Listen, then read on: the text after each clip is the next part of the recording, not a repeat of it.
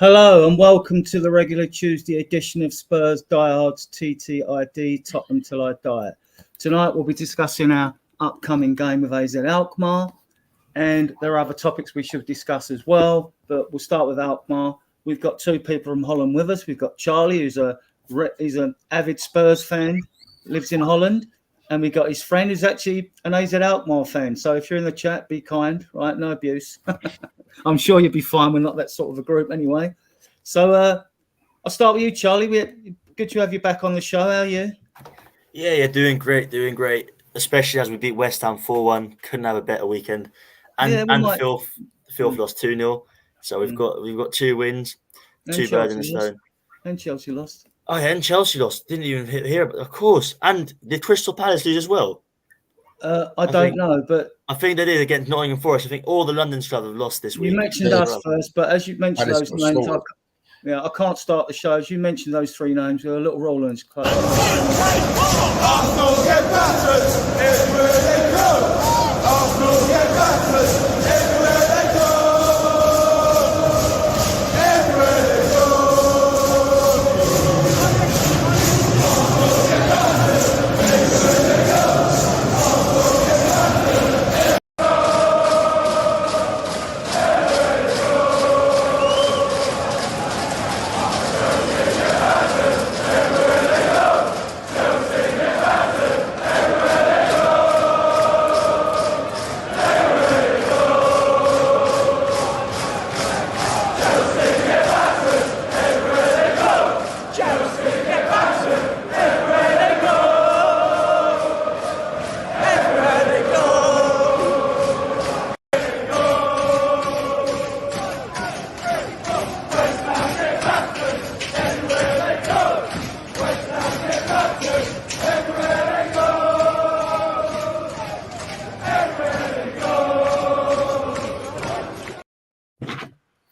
Well, we don't do that all the time when the chat mentions those teams, but when they mention those teams, because they are curse words, we play them short clips. Big up to that girl as well. Yes, big up to that girl. I'd love to know if she wasn't get her on the show. I really would. If anyone ever knows who she is, that would be brilliant. We've got one comment, Mark. I haven't seen it. Yes. Charlie's friend on here now. I'm not sure I correctly pronounce your name. I'll probably abuse it. How are you? Iska, is it? Yeah, it's Isha. Isha. Yeah, I'm fine. We lost this week, but to the big PSV. But I hope we get at least a draw Thursday. But my hopes are not that high. Well, you'll see a lot of changes in the Spurs lineup for that game, which we'll get onto. Do you go everywhere? Do you go everywhere? AZ Alkmaar? Yeah. I went to Bilbao actually 2 weeks ago. You coming to the Spurs Stadium? Yeah. Yes, I will be coming to the Spurs Stadium, but because it's our test week. But unfortunately, I wanted to go, but yeah. Oh well, it would have been a good experience for you. Yeah. And Johnny, I think it's the first time you've been on with me. How are you, mate? I'm sweet as a nut, brother. Sweet as a nut. That's what you like. Had a pucker weekend. Proper cockney we got on the channel, right? And Admin Mark, how are you? All is good, Adrian. All is good. Looking forward to Thursday. Well, I'm going to focus on the two Dutch boys first because obviously they're. Should we say hello to the chat? We can say hellos, and then we've got one. Graham. Oh, Graham. Hi, Graham. Right, Graham, Graham. And we've got a few viewers. It will go up, no doubt. If not, they can watch it on playback, can't they? And watch the show. Right. So, let me go. This is Mount Ewisha. AZ won their Eredivisie in 1981 and 2009, and that same season as their first league title, they reached UEFA Cup, which they lost to Ipswich Town 5-2. I recall. I watched that game. I think the club has also won 4 KNVB Cups. What's a KNVB Cup? It's just a Dutch Cup. You can compare it to the FA Cup here. Yeah, I was going to say that sounds like the sort of FA Cup. Was you old enough for the 2008-09 victory? I was not. Oh, so like a lot of Spurs fans haven't seen a trophy even. You're not alone. You're not alone, You're not alone. Yeah. So also, if this is not correct, I'm sure Charlie will correct me. Next fact. AZ have lost all 8 of their Oh no, I didn't want to put that up yet. Sorry, not as out of order, right? Where are we? Professional. Fortunately for you, Isha, AZ Alkmaar have lost all 8 of their previous games against English sides in all competitions, conceded 2+ goals in each defeat. Yeah, we were close to beat you, I recall. Yeah, I don't know. I don't know why we play so bad against English teams, but we actually played West Ham 2 years ago in the Conference League semi-finals, which we could win, but unfortunately we didn't. We got knocked out. So, as AZ's form been this season? I know recently it hasn't been good. We of course have some new signings. We have Troy Parrott new from Tottenham. Yes. And how's he doing? Yeah, he's doing fine, but we still can think he has a lot to do. But he scored 4 goals in 1 match. We won 9-1 against Heerenveen, the club of Robin van Persie. So, yeah, that was a good achievement for us and for maybe also the new boys. But I think our form is not the same as last year. Last year, we lost a lot of crucial players. We lost Reinders. He's gone to AC Milan. And we lost De Witt, on number 10. So we lost a lot of crucial players. So I think that's our main problem now. Just having some boys with experience, because we have many young players. So yeah, that could be a problem. Charlie, what's your take on the Eredivisie this year? Who are the teams to watch? I mean, go on. AZ is till now not really the team. I have to say they have not been doing good, especially last 5 games. Only winning against Elfsborg. Well, that was like 6 games ago. I don't know exactly how much. But I have to say, like PSV, like the usual, Ajax, the usual, maybe even Utrecht, who are second now in the league table. But to be honest, I don't really think they'll keep their form up for a long while. But I think, to be honest, just the usual Feyenoord is not doing as good right now. But I think they'll have like a bounce back. They're 4th place, which isn't bad. But to be honest, the good one is PSV, and I think they're going to win the league again because they've got 27 points at the moment, which is like 10 points above Ajax, which is 3rd. So I think there's going to be another PSV win. We'll see them in the Champions League. So I'm saying not really have to worry about AZ, especially in the last 5 games of form. But I think it's the usual suspects, really. Maybe just the Utrecht that is more of a outstanding. Have I got this fact right here, Isha? No. Utrecht is not mainly dangerous because they just have been lucky with the opponents. They had one good opponent, but yeah, the rest are just probably relegation teams. So I don't think Utrecht is a big club, but yeah, PSV, we played them last weekend. Unfortunately, we got a red card, which wasn't really a red card in our opinion, but yeah, in the 10th minute. So we played 2-1 at home. But yeah, I think we could beat him if he didn't have the red card, but yeah, it's unfortunate. Is this your position? I don't know if you've played a game since I got this fact up. Are they AZ 5th in the Eredivisie at the moment? Played 9-1, 5 drawn, lost 3. Scored 11, conceded 16. Yeah. Our keeper's not that good at the moment. He's very young. He can't be worse than West Ham's. Go on. Areola, I mean, God. Yeah. Yeah, we lost our crucial keeper to Roma last season, so yeah, he was just unbelievable. He just didn't. Yeah, it was just a brick wall. But now we have just a young player who could improve, but as now he's not really fit for the first team. So I think in the winter we need a new keeper, but. Well, your record is not that good in England. No, it's not. It's really not. Against English sides, conceding 2+ goals in each defeat. Yeah, 2+ goals, yeah. It must be hard to come to Spurs. Probably a good thing you're not coming with confidence after when you're not in a good run of form, is it? If you're going to play, away from home in any game, it's always hard. So whether it's a Premier League club or not, so when you're in good form, you're confident you get something out of the game, can't you? But if you're on a run of poor results, it's like you say, you'd snatch our hands off for a draw at the moment, I would have thought. Yeah.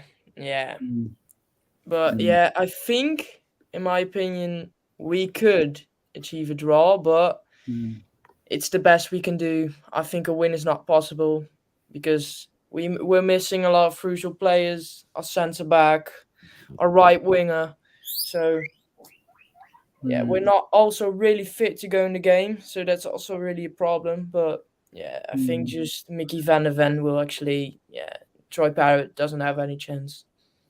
If he starts, this is what we'll come to later. All right, you can all forget. Rinketic,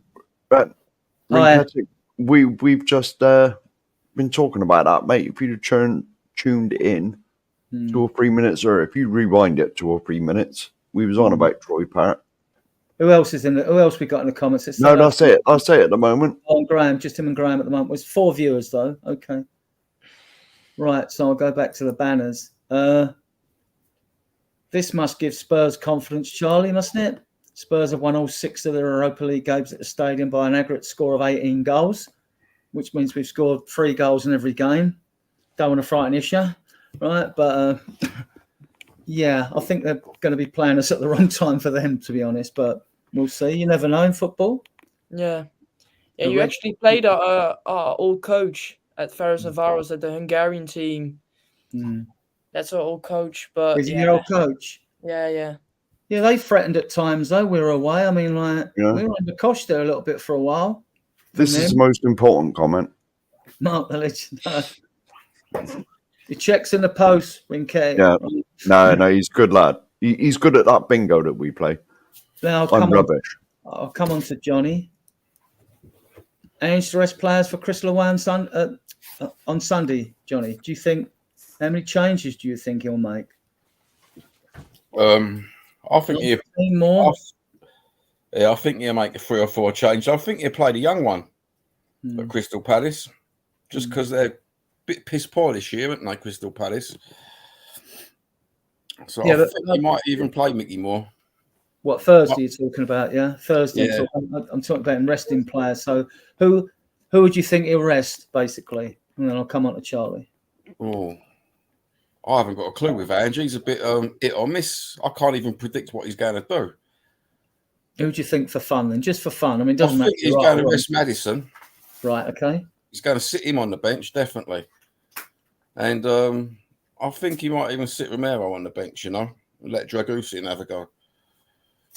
Yeah, that would mean that VDV would probably have to play unless Davis was playing at left centre-back. Then who'd you play at left-back? Because you've only got your doggy, who needs to play himself into form because he's been piss poor, in my opinion. But, he was piss poor, but in that second half, he sort of sorted himself out, didn't he? Quickly as well. Charlie, who do you think Ange will leave out Thursday? I think he'll leave out. I think he'll leave out Doggy because he's been knocked up a bit the last couple of weeks. I think maybe he'll give Forster another shot. So Vicario, give him a nice rest. Maybe he'll give I think Romero or Van der Ven because I think Dragusin will be starting this game.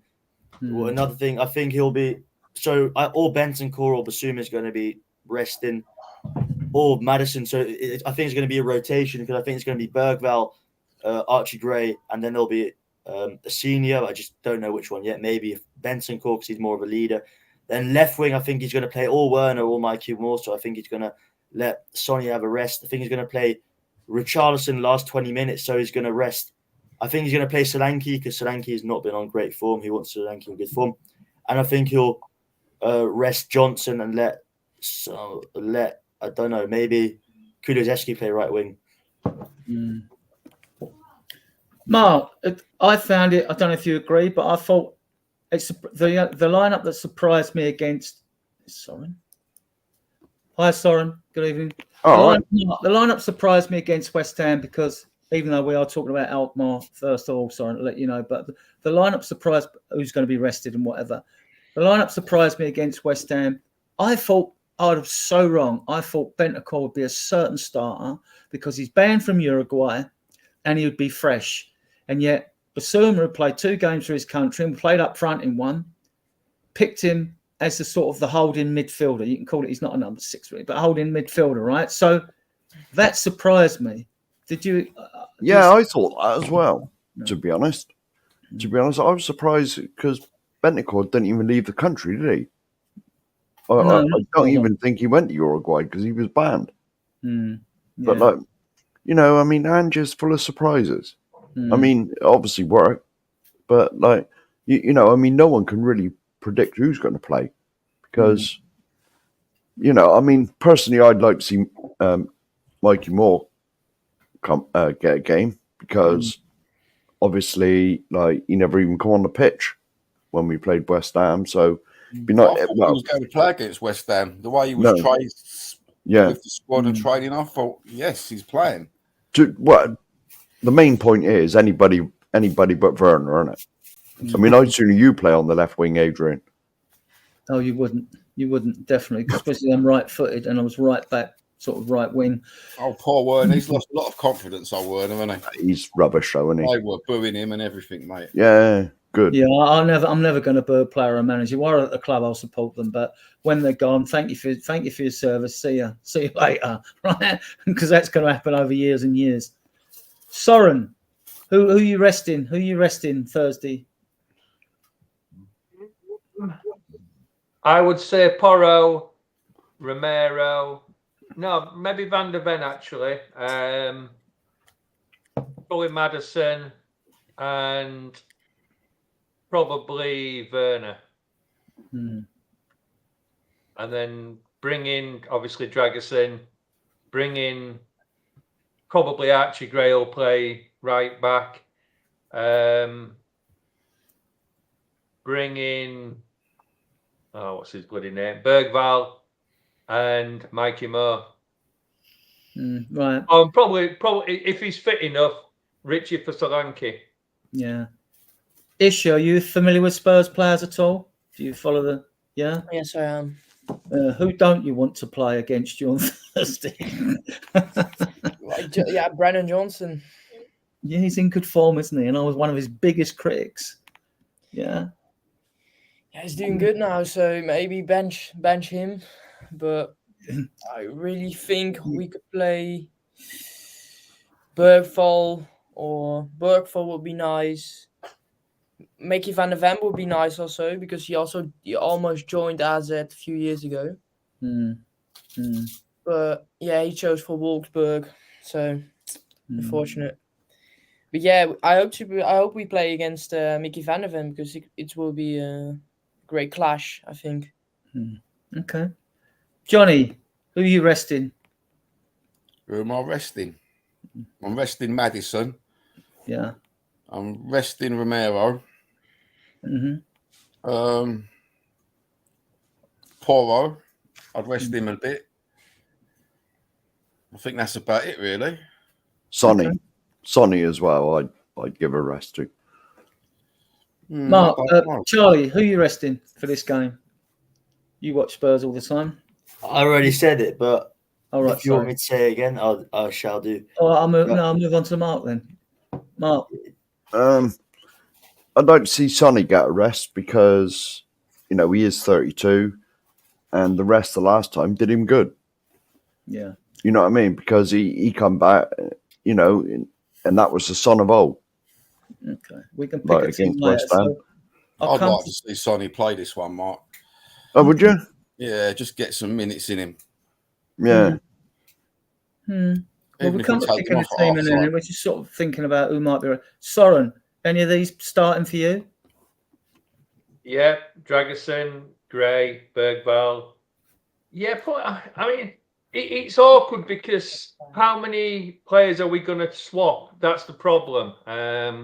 Is Odebear fit? Unsure, I think. If he isn't fit for Thursday, because he's back, I mean, like, I didn't expect. I mean, Richie, like the others mentioned, Richie and Sonny looked fresh when they came. Well, Sonny looked fresh and he looked better in the second half, I thought. And Richarlison, when he come on, he looked fresh. Whether it's because he knows he's got competition now, even he looked fresh for his carrying home video. He didn't look like he was carrying any knocks. Adrian, it says he'll be back in early November, so he won't be back. Yeah. Yeah, I'm going to say I didn't think he was back. After the Palace game, then. Yeah. He'll be there for the Ipswich game. He'll be there for me. No. I mean, the problem is if you go with the ones that you kind of think need a bit of time, you're virtually changing the full back four, which I don't think is a good idea. So to me, we either change the two wing backs, so you change Porro and Udogie and bring in Davis and Gray, or you change Van der Ven and Thingy and leave one or the other right wing backs there. It's one of those. We can't make too many changes. It just does unbalance the team too much. I certainly think we've got to start Mikey Moore again. Whether he starts on the left or the right, it makes a difference for me. Well, in pre-season, he played most of the games on the right. For the under-21s, he played most of the games on the left because he's right-footed, and we see it with so many teams. They play inverted wingers to cut in. You rarely get wingers go down and put crosses in. Tactically, I understand why, because it's about one cross in 64 or something like that. Last time I looked, results in a goal. So I mean, the thing is, he looked good on the left, didn't he? The last game, he played down the left, if I remember right. Or did he? Yeah, he did play left, didn't he? He does a Bergvall, mate. He pops up all over the place. So I mean, I think he needs to start. So whether he comes in for, I mean, I probably would rest Sonny, and I would bring him on in the second half, and I would probably play Richarlison up front, and then bring Sonny on for Richarlison. That's the way I would probably do it, and just give Solanke that rest, because I think he needs to be starting against Crystal Palace for sure. I certainly think Porro or Udogie certainly need to be rested, but Dragerson needs his chance as well. So Bergvall certainly. I mean, thinking about it, I'd maybe drop, and I know this probably will be controversial, I would maybe drop Kulusevski and bring in Bergvall, because I think Kulu needs that rest a little bit, and we definitely need him against Crystal Palace. So, whether you bring Bergvall in for him, I mean, it's one of those. I think we do need to play a fairly strong team, but we do need to make some changes as well. But too many changes, we've seen what happens. Yeah, I think there'll be about 6 changes, at least half the team. It won't be 8. But well, I'm kind of hoping it's maybe just 4 in the first half, and then bring some more on in the second half and rotate it that way. But we'll see. I don't see it. Yeah, I'll come to me in a bit. Isha, does the thought of Spurs making lots of changes give you confidence, or? It does. It really does, because we have some injuries also. So it would be nice for some big players to get rest for us, maybe to improve our stats against English teams, maybe. But I guess playing against this team, it's still a hard team, but I think we could get a draw out of this team. In my opinion, I think we can. Johnny, Lancashire hasn't really got the time, has he yet? Really, I mean, is there a chance that Richarlison plays on the left, Lancashire plays through the middle, given that Mikey Moore could play on the right? You could even vary that a bit, Yeah, do you know what? It's very strange not playing some of these young boys like the last 20 minutes of games. That Lancashire, I quite like him. I quite like him. I don't know why he don't, when we're doing well, just swap him out a little bit. We'll build a team. But obviously, Andrew's we'll build a team once we get back to me. Charlie, would you start Mikey Moore? Yeah, why not start him? Yeah, but I think A's and Alkmaar is a better team than Ferrisy Bussy Boss. I don't know exactly how you say it. And I think we can't really. I think we can't put too many youngsters up against an AZ Alkmaar because they aren't like a real Mickey Mouse team. We've got to play good against them. It's not like we're gonna stroll through them. So yeah, do this. But I say don't start all the youngsters at once. Mikey Moore maybe, yeah, but then we've got the substitute like for the midfield, have a stronger midfield, or have like if we play Mikey Moore, don't have a Lancashire. We've got to rotate it because otherwise we're just going to get destroyed.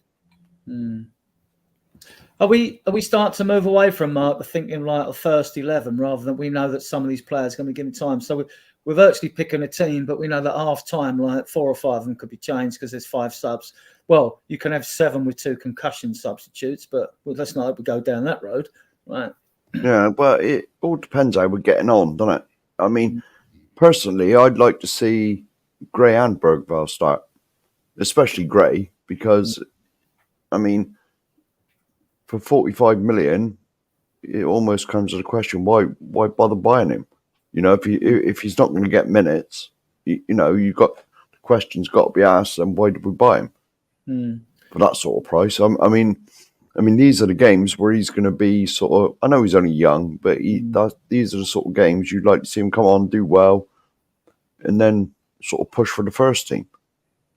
I think then it's a question of like timing and drip feeding them. Yeah. I don't want to see like 8-9 changes like they did against Fulham. You know, in that game. Well, I can see at least 5, but I'd 4 or 5. Yeah. But obviously we don't know how Angel go. I mean, Soren, Vicario Forster starts for us. Vicario. Yeah. Vicario. Yeah. Yeah. The keeper's different, isn't he? I mean, there's no reason Vicario can't play every single match this season if he's fit. He did I don't understand the rotation of goalkeepers. No. He did last year. He played every game. Yeah. So unless he gets injured, then to me, we have to start Vicario. Isha. That as well. I mean, you know, look. I mean, you all know that I've praised this lad, and I think he's going to be something special. And I get Angie's just trying to play him to get minutes, to get him some confidence, and to get him, you know, get him used to playing Premiership and things like that. But we really do need to see him start or play in his position. Isha, what are AZ Alkmaar's strength? What system do they play? Do they play like 4-2-3-1, 4-3-3, 4-5-1? Will they play a 5-4-1 against us, or? I guess we'll play with 1 striker, 2 wingers, and 3 midfielders, and 4 defenders and 1 goalkeeper. So yeah, it won't be different. We always play like that. So. Oh, same as us then. 4-3-3. Yeah. Where are Alkmaar's strengths? Are they up front, in the middle, or just a general? I think in the middle we have a very strong midfielder, Jordi Klaasie. So yeah, he's one of our best players. He's really tactic. He has a great mind to play in the midfield, and yeah, it's just brilliant. It just saves us every match. So and up we front, can't miss him. We can't really miss him. Right. Okay. Charlie, you watch the Eredivisie, so what's your take on the Alkmaar team? Parrott doing well there, settling in? Well, sorry, I just put it on my mouth. It's all right. Don't worry about it. Parrott really was outstanding. Was against Heerenveen. And that was when me and Isha were in London and we couldn't watch it because our flight was in. But for the rest, they're doing the last 5 games. I've watched like 2 of them, but they haven't been that good. Before that, not really. So I've literally just been watching the bad streak for them. So what I can say is, they're not playing that good. But like before that, they did have a good winning streak. So I can say what I want. Till now, I haven't seen a lot of good of them, but I've only seen the bad. So I can't. I'm not really. Isha's more of a Eredivisie AZ guy at this moment. Isha, you alluded to a little bit earlier about you had concerns about your goalkeeper. Yeah. What's his weakness? Does he have Any particular weakness? I mean, like coming for crosses or commanding? Just really strong balls. He's not really. He's just sometimes just clumsy. Just loses the ball. Yeah, he already made about 4 or 5 mistakes, and we just only played 11 games. So yeah, it's not been the best season for him, but we all have faith in him that he can make it, but not right now. He just needs a little bit more experience. Because when we played against Bilbao 2 weeks ago, he made a crucial mistake. So yeah, that cost us already the game. So because we were the better team in the first 60 minutes, but then he just made a crucial fault, and then they made 2-0. So yeah, we lost. So Johnny, if that's the case, he won't fancy coming against Solanke or Richarlison, then will he? No. Do you know what? I'm hoping Solanke plays. Right. I do like a bit of Solanke. He certainly puts a shift in, doesn't he? You know what? He's hard working, and it makes a change to see someone really hard working. Him and Kulu hard working. You know, it's nice. I like his intelligent play. What have you made of Solanke, Charlie? Are you on mute? Oh, yeah, I was on mute. Okay. What I thought of Solanke, I think he's been playing really smart, been really good with the pressure, really good with link-up plays, all that stuff. What I do think he has to get some more scoring. He's great at pressing, but he just isn't getting on the score sheet. He isn't doing what we really want a striker to do. He's basically playing like Harry Kane was, but then not scoring. You know what I mean? Like Harry Kane would be amazing pressing, link-up play, passes, all of that stuff. He'd still get on the score sheet and still takes out these hard moments. I don't see Solanke. I see Solanke doing all the things that Harry Kane was doing with like the pressing and all that stuff, but I'm not seeing him score the way he is. So in that way, I'm not too happy about that. But still, he's been here for He's been here for like 2 months. He's going to get on the score sheet. I know it for sure. But until now, I'm pretty happy with him. Yeah. Do you see him starting, or do you see Richarlison starting?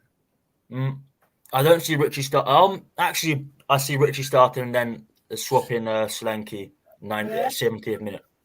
Because Richie isn't going to play full game. It's not written in stone, though, is it, Mark? I mean, we could play Richarlison on the left, couldn't we? He's played. Yeah. Well, apparently that was his best position when he was at Everton. But going back to Solanke, he just. I know it's hard to say for a striker, but I don't think his job. He runs about that much, like closing down. You know, it is his job to score the goals, yes, but I don't think it's his sort of main job. You know, as long as the team are winning and other players are scoring, it's the work that Solanke puts in to create the space for the others.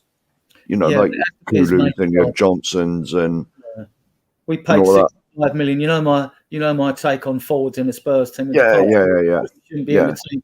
No, it is his main job to score goals, but it's what else he brings, isn't it? Sorry. Yeah. I know it sounded a bit stupid what I said. Like it's not his job to score the goal, but it's the rest of the work he does. Is creating the space and opportunities for other people. He's pressing hard, isn't he? He's a good presser, Yeah. Come to that. His pressing is exceptional, Soren, isn't it? Yeah, but the interesting thing is that this is the argument I was having with people last year with Richarlison, because his pressing is just as good, but he wasn't scoring the goals. But yet now we're quite happy for Solanke to be pressing but not scoring the goals. And it seems a bit sort of contradictory. Whatever. It's all right for Solanke to be doing lots of running around and not scoring, but it isn't all right for Richarlison to have been doing that last season. And I don't get it. I mean, for me, they are very similar in the way they play. But Solanke's got a better first touch and a better hold up for definite, from what we've seen. And Solanke is a great player. I'm not disrespecting him, but I just find it interesting that we'll accept it with Solanke, but we won't accept it with Richarlison. Yeah, I mean, what I've noticed this in a couple of games. I don't know if it's a genuine tweak or a tactic. Not when he's pressing all over the pitch, that's different.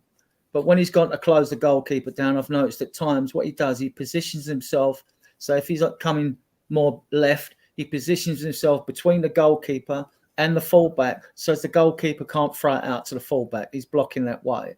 Now, it might be deliberate to force the goalkeeper. If you think you've got, say you had Trent on that side, for example, Alexander, you don't want him getting the ball. He's the best ball player they've got at Liverpool, right? He's the best on the ball. But then you could cut off the service to him and make the goalkeeper play out. There'll be other people pressing as well. And he might, I don't know if that, I've seen other tweaks, but I don't know if that's a genuine tweak or whether it's just intelligent play. Have you noticed that at all with his pressing? Yeah. But then again, we saw that with Richie last year. And we kind of seen it with Sonny as well when he's played down the centre. So whether it's a tweak or whether it's just what they've been doing all the time, I don't know. But I kind of think if you look at when we was winning last season, when Richie was playing, it was all the closing down. You know, everybody was closing down. And then Richie got injured and the closing down kind of stopped from the front players.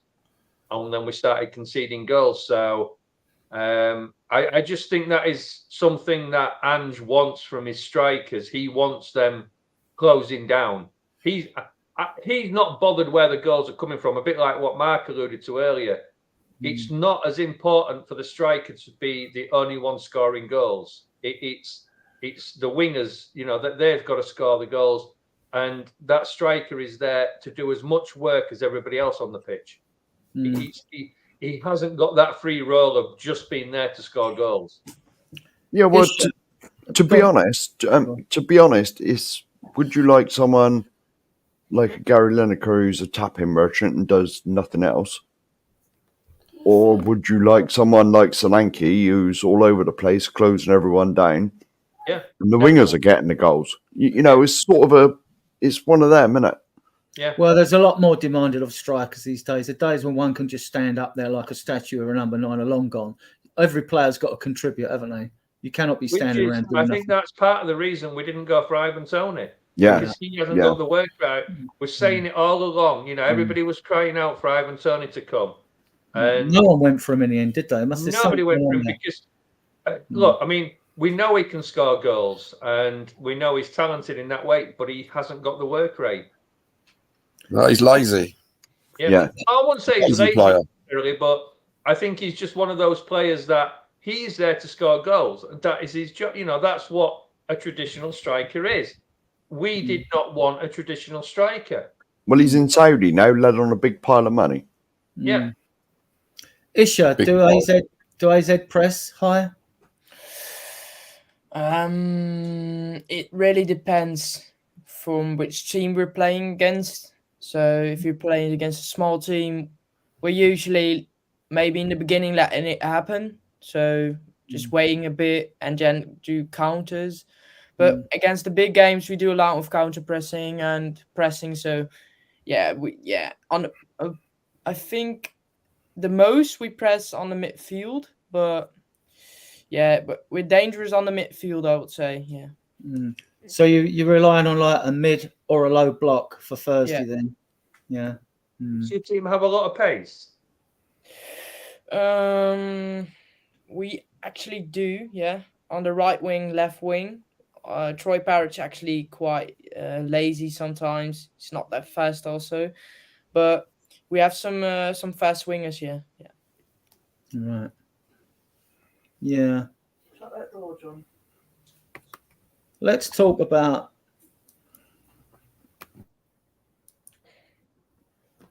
all right, so I think we're all in agreement on the fact that Vicario starts. Johnny, we'll go for our team. Who's playing left back for us in this game? Do you know what? Right, just think who you think will be playing. You know, it's just fun. I think they're going to put Ben Davies on, mate. Okay.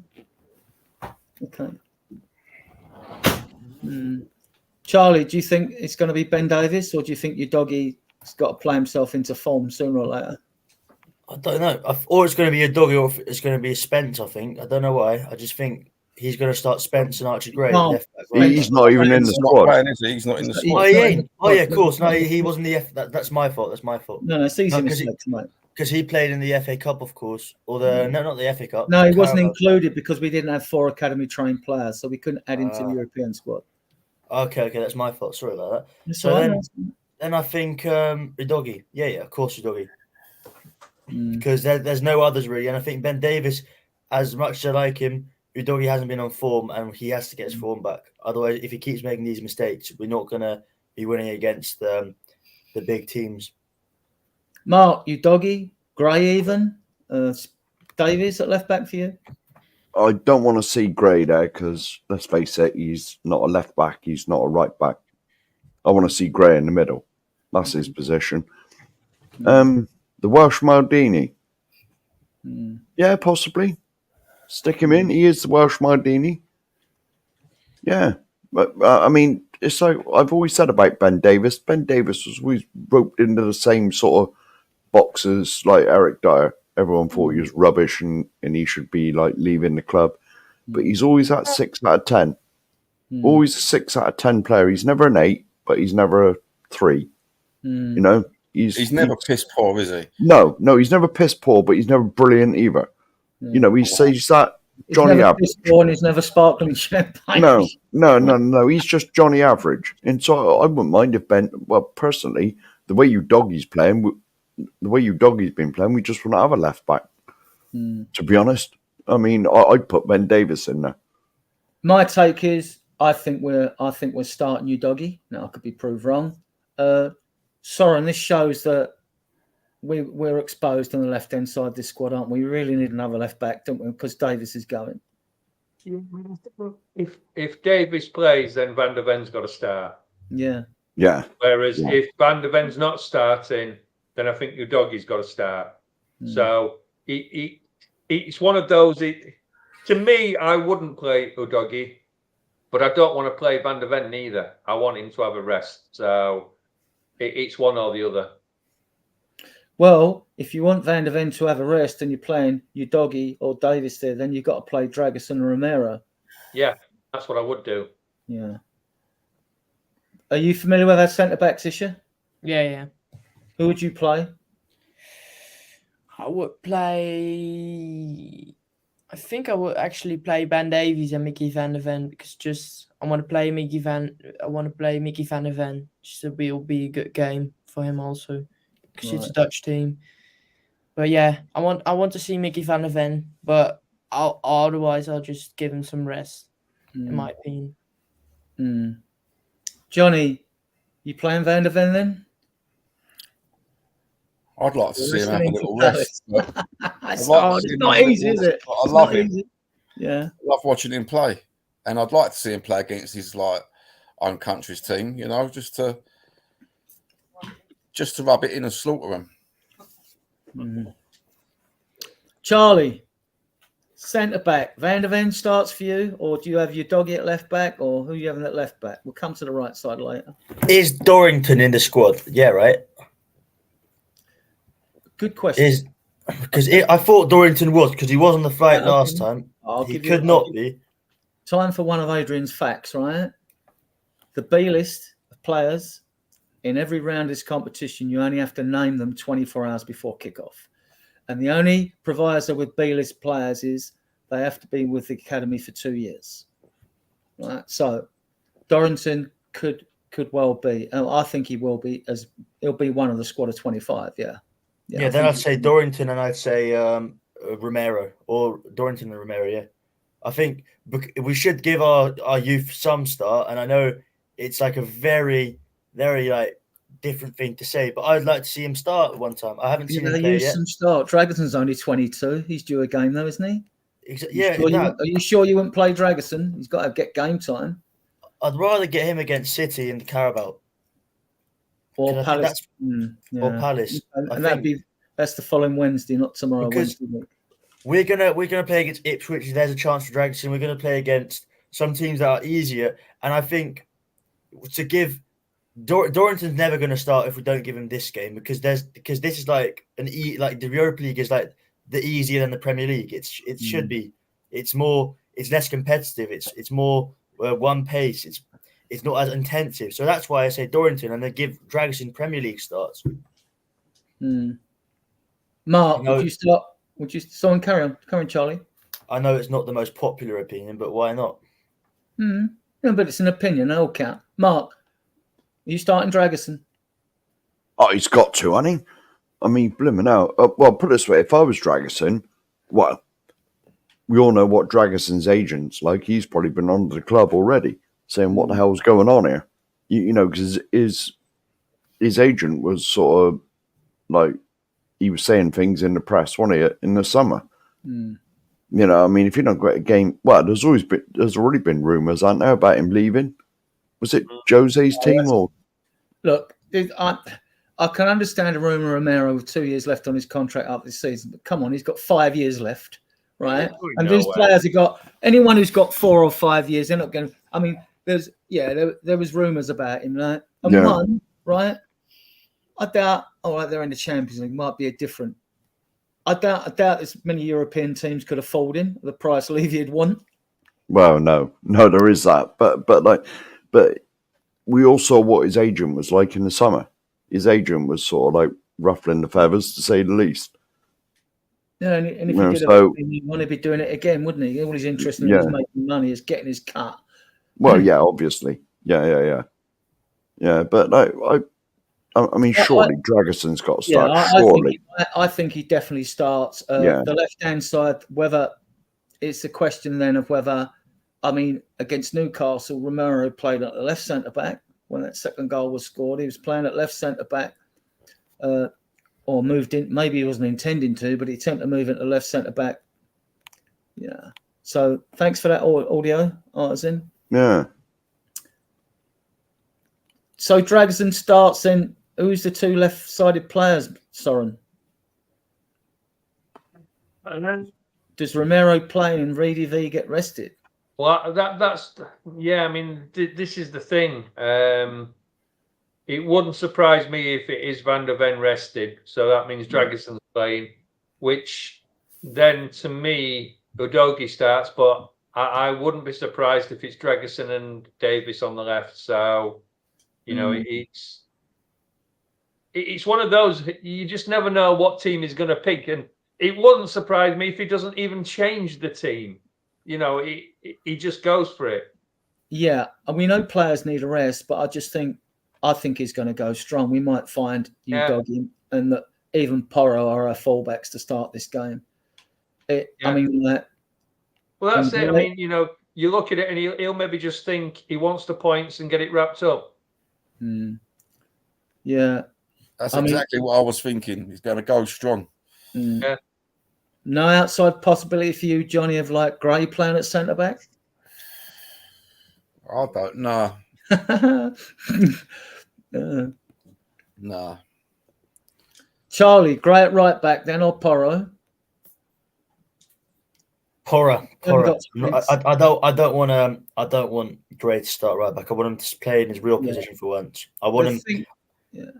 I want to see him like play good. I want to see him play 90 minutes in his position. Like, did you see the thing he did to Bowen last game? I know it was a small thing, but still, he's good on the ball. And at right back, you're not really going to see all that because he's not going to have the ball as much. And I want him to be like playing in his good position where he's supposed to be playing, where he played since he was a kid, where he's good on the ball, what he knows to do. Because right back, he played there for half the season because the other right back was injured. I mean, it's not as if he is at right back. He was an 18-year-old substitute that did an amazing job, but he isn't a right back. Well, Gray may end up playing as the holding midfielder. We can come on to that and all. So, all right, it could vary. We're pretty confident Vicario is going to start.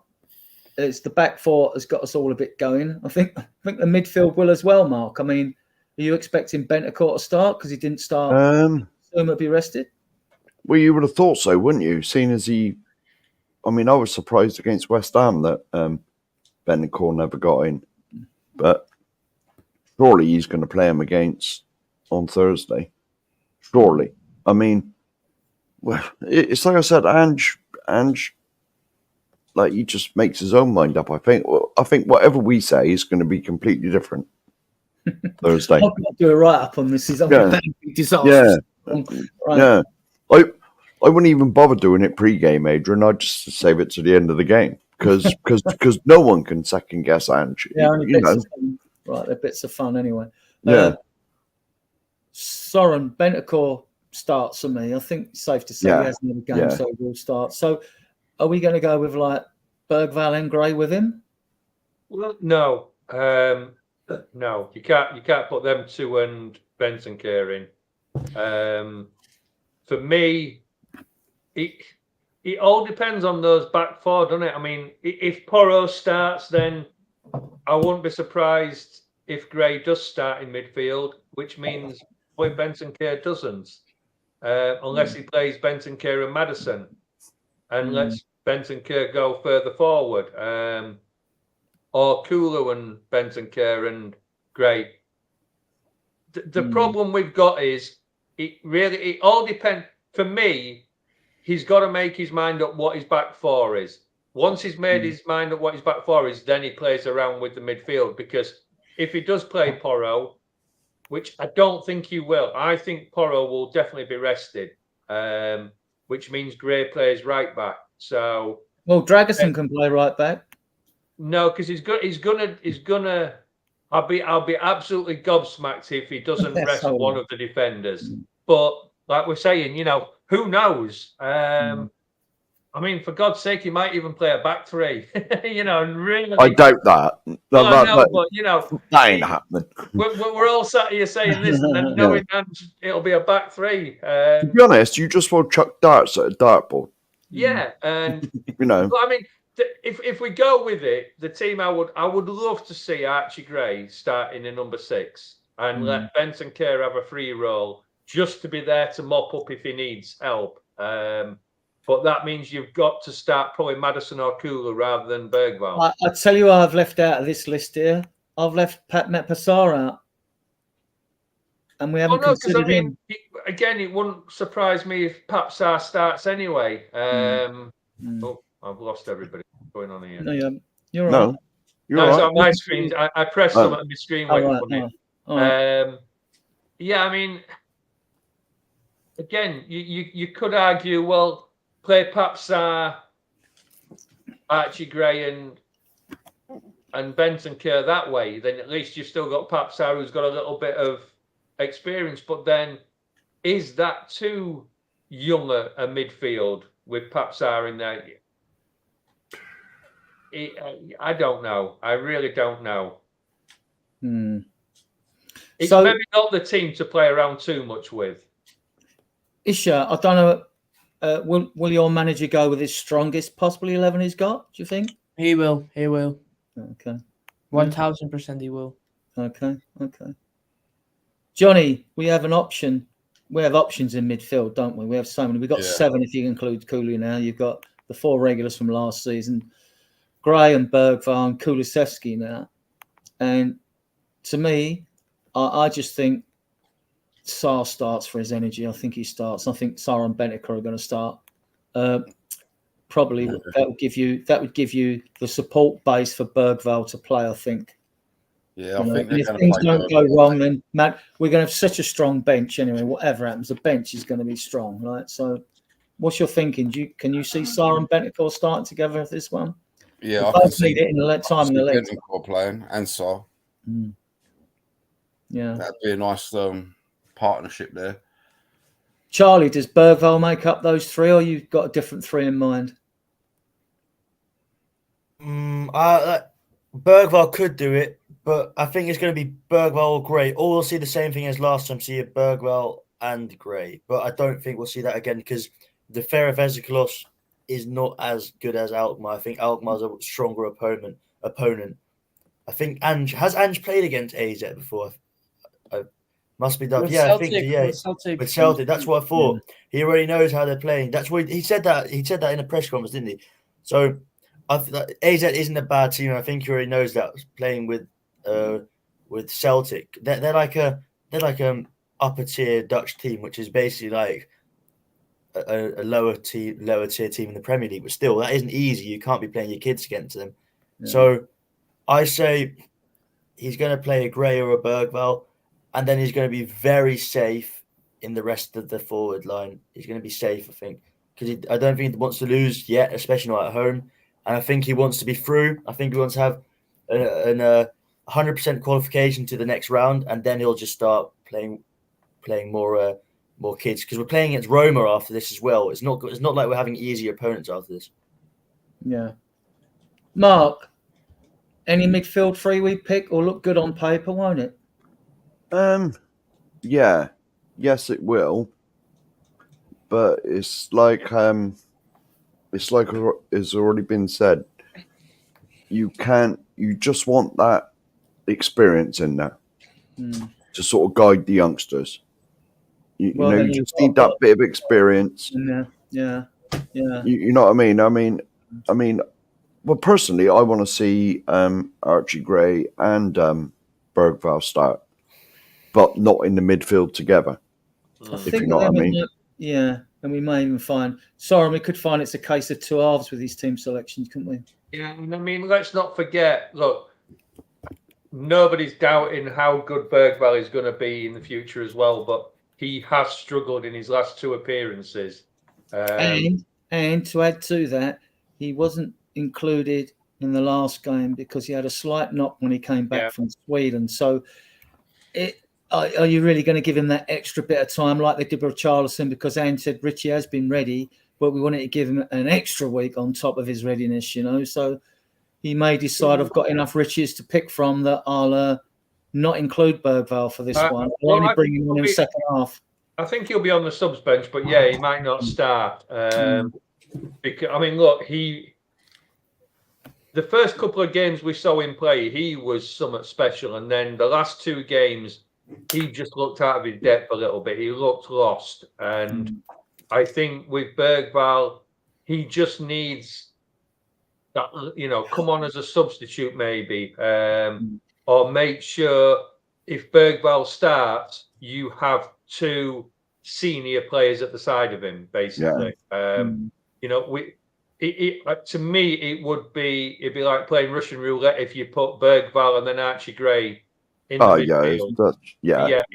I mean, to me, I would maybe start Archie Gray in that number 6 role, and then bring Bergvall on for Gray in the second half, and swap it around that way. Yeah, I just feel that Basuma and Bentancur need the game time. Sarr and Bentancur need the game time.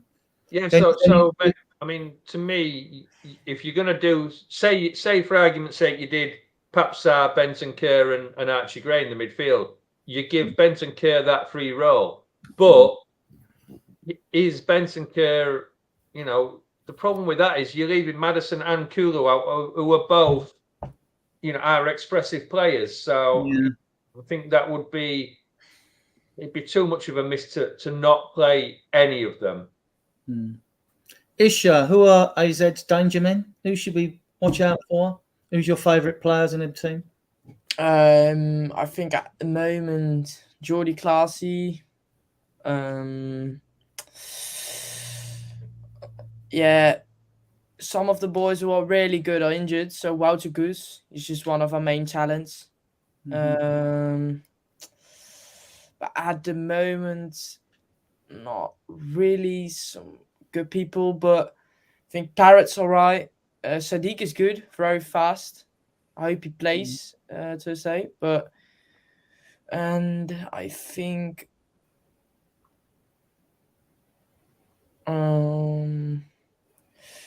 we have a good left back and an all right back. So yeah, we have a all right team, not the best, but we'll play some all right football. Yeah, that's it. Charlie, who do you think AZ Alkmaar's danger men are? Are you familiar with them? I think the same as Ish said. Okay. But for the rest, there's not a lot more that I know of, especially because Reinders played amazing for Holland, but there's these players that have left that were really detrimental for the team, and especially like Reinders, who's now playing for AC Milan, who I thought was an actual amazing ball player, amazing number 10. These players are just so good for AZ, and that's why I think put them so high last year. So this year, not that much. But I've got to go, Adrian. I've got to study. But thanks for having me on. Really enjoyed it. We'll get you back. Don't worry. Have a good night, yeah? Isn't it blimmin' nice when you got to run off to study? It is. That was like 40 years ago for me. And the rest. Oh, sorry. Well, all right. 45. Yeah, you guys got to hop off too. All right, Isha, thanks for coming on. It's always brave to go on someone else's show. Cheers, mate.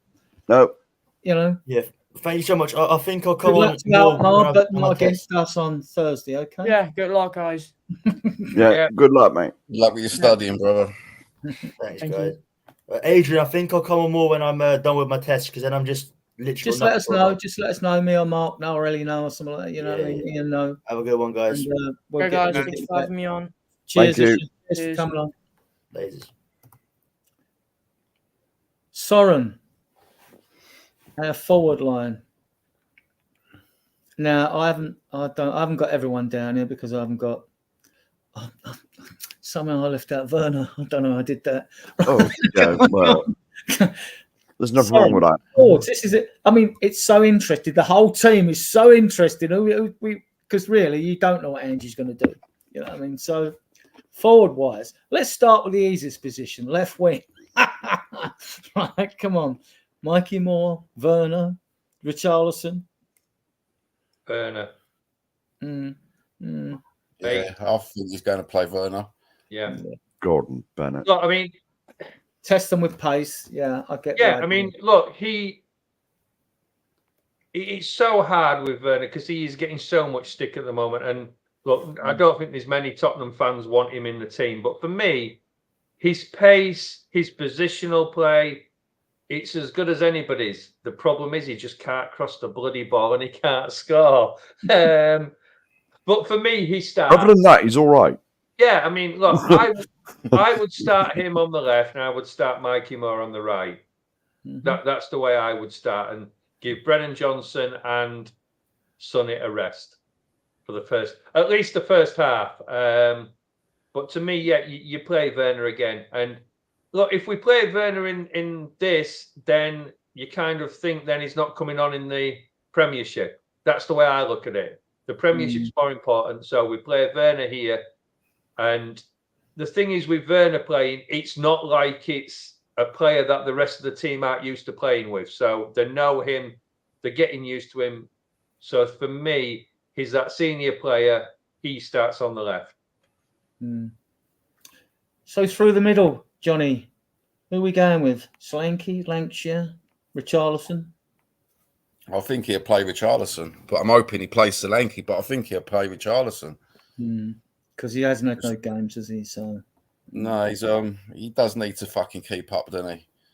Can't fucking keep him on the bench. Well, he's not even been on the bench though, has he? That's the problem. No, he's been in the sick note room, hasn't he? Yeah. I mean, yeah. Look, I mean, I like Richarlison. I think he gives his all when he plays, and we do look a better team. Going back to last season, obviously not this season, but when he played, we did look a better, stronger team. Maybe he didn't score enough, and his but his work rate was what we're seeing in Solanke now. The difference is Solanke's got that first touch, he's got the hold-up play. If Richie gets that back to, gets that in his game, then we've got two good strikers. So to me, if he's fit enough, we start Richie. Mark, who are you starting? Personally, Solanke, because I think, well, knowing Richie, he will get a start and then he'll break down immediately and he'll be out for another 6 months. Or he'll score a hat trick and throw the cat among the pigeons. Well, no, but that'd be perfect, though. Yeah. Well, yeah, but that could happen as well. But we all know what Richie's like. He'll play like a game, and then you won't see him again for another couple of months. He's not plasticine, isn't he? He breaks really. Yeah. It's like I've always said, like, your best ability is availability, and unfortunately, he just ain't been available. He wasn't this at Everton are out, was it? So listen, again, it's since they've come to Tottenham that suddenly it's the Tottenham medical staff. Yeah, we break them. Yeah.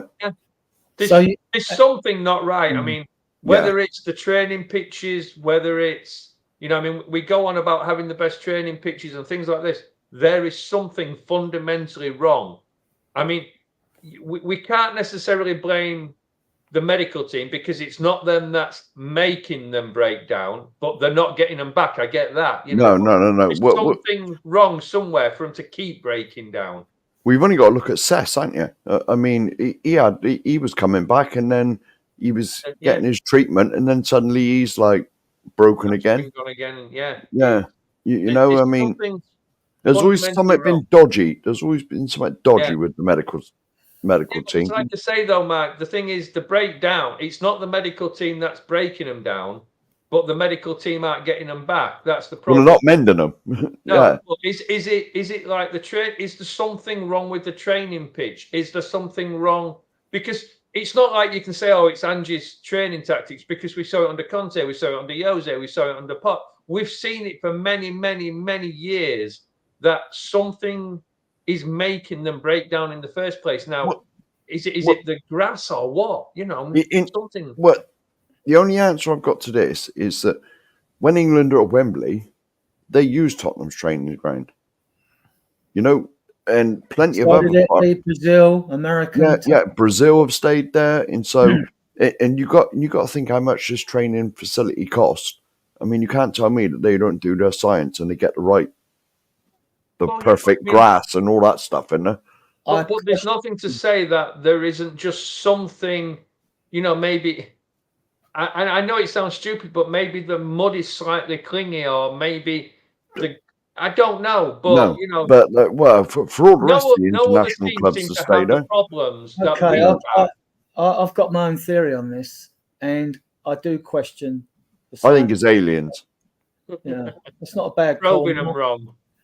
Yeah, putting it simple for those that are watching us on playback and all that. If you get a stick of toffee and you put it in the freezer and you bring it out, you snap it. If you warm it up and you leave it in a warm climate, it's nice and soft and pliable. Your tendons are exactly the same when you're cold. I trained for over 30 years, right? When I used to go in the gym, the first thing you do is you go on the bike. And the reason you go on the bike with no resistance whatsoever, right? When you're pedaling, because you're not trying to race or stiffen your muscles up and all this. And what you're trying to do is warm your core of your body up. And by doing that, what it does, your heart then pumps all the nutrients around all the area of your body before you start training, right? Help prevent injuries and stuff like that. If you're a player who suffers hamstring injuries, there's stretching exercises you should do before you even start training. If you're in a gym, you can go on a leg curl machine where you're laying face down and your heels are lifting up this bar with no weight again, no weight, no resistance, because you'll have a rack of plates on a leg curl machine, and you'll feel it in the top half of your hamstrings, which run from your back, the muscles that run from your back down to the back of your knee. Right, it's not a tendon, a hamstring. If anyone thinks it is, it's not. It's a muscle. It's two muscles. I think it might be three actually in the group. Forget now.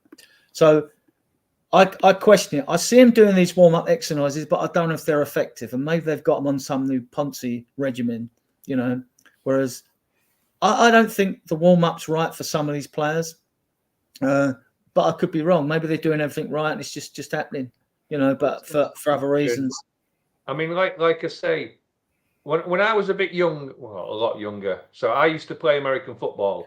And the team I played for, we moved training facilities one season, and before we moved, we were getting a lot of hamstring problems, a lot of hamstring in the team.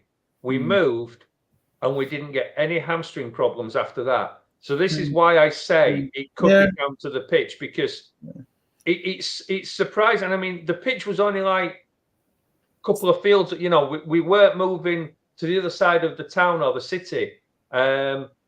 And all the training regime and everything stayed the same.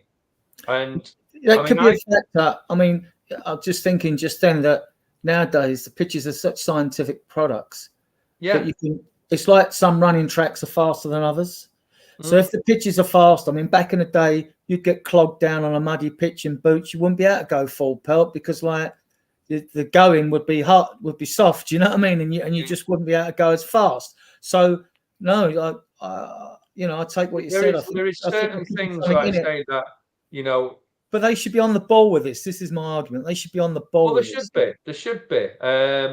And the thing is, if you look at other teams in the Premiership, nobody seems to suffer with the injuries like we do, as many long-term injuries. That there's just something that's just not right somewhere. And I mean, it could be as daft. I mean, and this will sound stupid. It could be as daft as the seats on the exercise bikes that aren't helping and things like that. It could be maybe the road's too bumpy into Hotspur Way, and all these sports cars that haven't got. I mean, they do lots of other things. They've got the best sleep design people going. I mean, when they stay at that curved hotel on the training ground, if they come back from games, they've got all this like sleep easy scientific pillows and all that, and the players have them same pillows in their homes. It's exactly the same. So they're good at a lot of things, but I just question. I just like you. I question these injuries, although I don't know. I haven't got all the data like how common hamstring injuries are throughout the Premier League. If the medical team's been under scrutiny for a couple of years now, though, hasn't it? Yes, since Jose. Wasn't it? He questioned complete medical team. Like he said there was a bunch of like shitters, didn't he? Basically. Yeah. And there's loads of shows where they're always on about like our medical team and that, because apparently, now I don't know how true this is. Obviously, I got no links. I got no links with the club or whatever. But weren't they like agency workers? Sort of. Don't know. Or some of them were. I'm sure I heard that.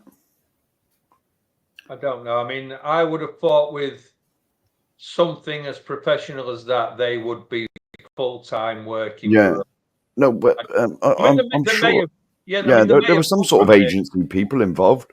But I mean, the thing is, when we say agency, it's maybe a sports agency. It could be a medical. Yeah, it could have been. It could be, it could be a company that supplies us, or they work for the company and we, but it doesn't mean it's necessarily an agency like maybe what me and you would call it. Yeah. I don't know. At the same time, some players do just love the medical room, don't they? Yeah. They get so comfortable just collecting a wage, sitting in the medical room. That's happened at a few teams. Yeah. Well, I mean, you look back, and we can go right back as far as Darren Anderton. Everybody used to call him sick, but I mean, he was always called the sick. No. I was going to say, he played over 300 games for us. He played over 300. That's not a sick note player, but he's just got the name. You know what I mean? So. Yeah, everyone used to call him sick note, but he wasn't injured that often. No, but I'm more interested though when he was out for a period, wasn't he? Yes. That was the problem. The science on injuries, right? When Poch was at, this has always got me going. When Poch was at Southampton, he introduced the high press. They came flying out the traps, but then Southampton didn't have the squad that we've got: Man City, Liverpool, Man United, etc., whatever. Yeah. So what happened was they got to Christmas, they started picking up these injuries. And they fell away. Poch left, he came to us, right? Kane and Son never had them ankle injuries and dodgy injuries before we started playing the high press. And when Conte and Marino come on, they sat deep, they stopped getting the injuries, right? They stopped getting them. But Liverpool had the same situation with Anfield, with Klopp, with his players. After a couple of seasons of high press, they were all picking up injuries, right? They got a load of injuries. Man City had the same issue, right? And it's like, it alludes to the fact that this high press and fast way of playing is detrimental to the longevity of players. We've all alluded to it here now on the injury front. Yeah, but I want to. This is something that we'll. This is the reason. Yeah, this is the reason. Yeah. Well, I think with FIFA wanting to introduce another competition and this, that, and the other, I think this is all going to come to a head. Right. Yeah. And players' welfare. You only get paid a fortune, and people say, yeah, they should play in every 2 days. But come on, if this is a real problem throughout the league, and the stats come up with it, then this has got to be investigated. And they've got to turn and say, well, no, you can't put the players through the grinder. And then also, us paying fans, we're losing our entertainment value if we're losing our best players. Yeah. I want to talk about this guy because I don't think. I mean, I'm surprised that a proportion of fan base. I don't know how many there are. Every season, they're having pops at this guy, especially the last few, right? I want to talk about Son. He's got 3 assists and 3 goals in 520 minutes of football. That's a goal contribution every game because it's just less than 6 games because he's been out for a couple. Soren, are we seeing a fresh Son after his injury layoff? Well, I mean, again, some people just want to moan about our players for the sake of moaning. Look, I mean, what is he? 31 now, and 2, isn't it? 32. Is he 32? And you keep hearing, he's lost his pace. No, he hasn't lost his pace. Yes, he's maybe not quite as fast, but he's still one of the fastest in the team. Can he? He maybe can't sustain it for as long a period, but bloody hell, how anybody doubts Sonny as a player for our team is beyond me. I would. It might be sentimental, I don't know, but I'd be signing him up for the rest of his career. I don't want to see him go to any other team. Don't want to see him go to any other team. He's Tottenham through and through. He loves this club. And yeah. I mean, for me, he had some skills in the last game, Soren, didn't he? Yeah.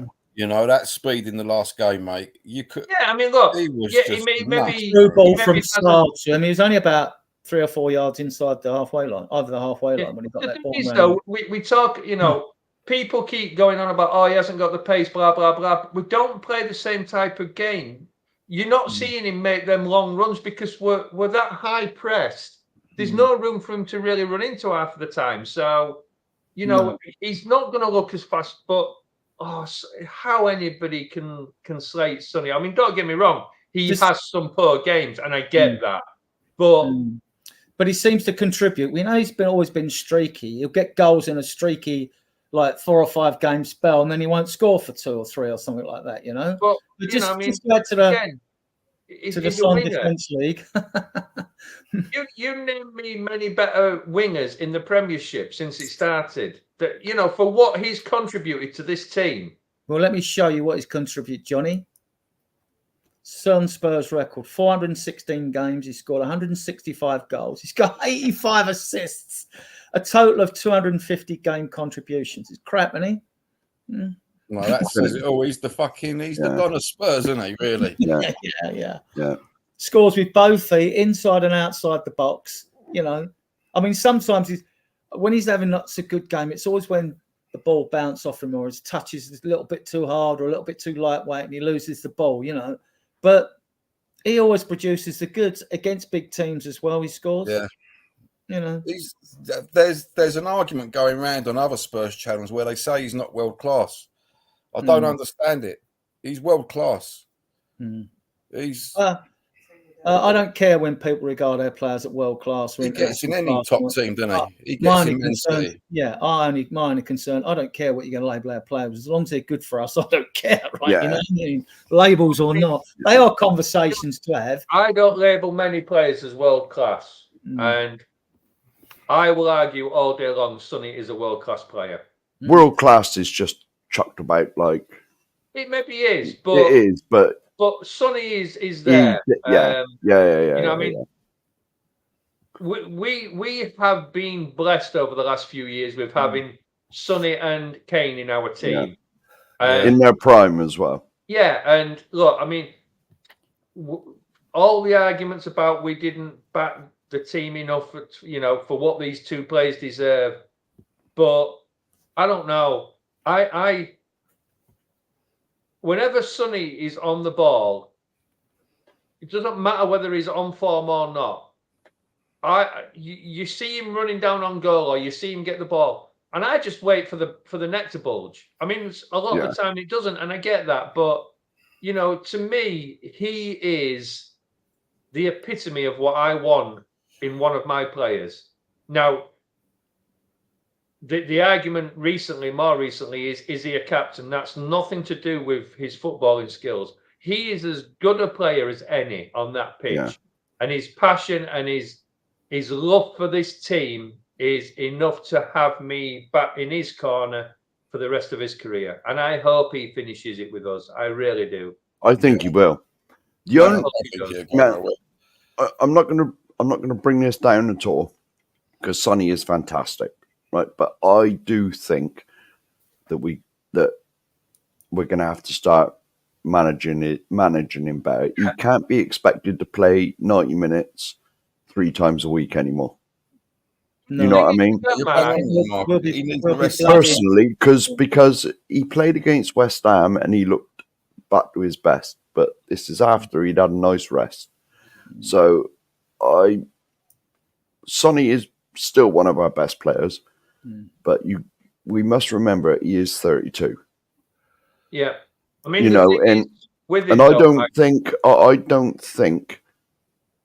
What I just think that he's got to be sort of managed, you know, sort of like what Ange's been doing, taking him off on the 70th minute, or you know what I mean, because he doesn't, you know, even though he's the captain, Ange isn't afraid to take him off. No, you know, because he can see that he's like, you know, and it's like I said, I don't like what.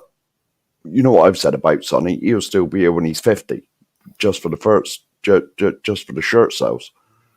I mean, you know, when you look at him though, Mark, he's still happy to jet off and play for South Korea. Yeah. And like you say, if he gets substituted, he's the one player that when he walks off, he's not in a sulk. No. And you know, you can see that. Yeah, he's maybe not happy to have come off sometimes, but he's not one to sulk and things like that. No.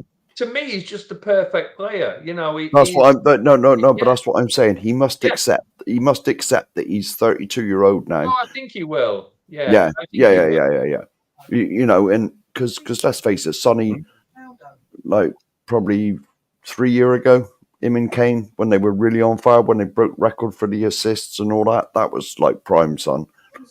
All right, he's still an excellent player now.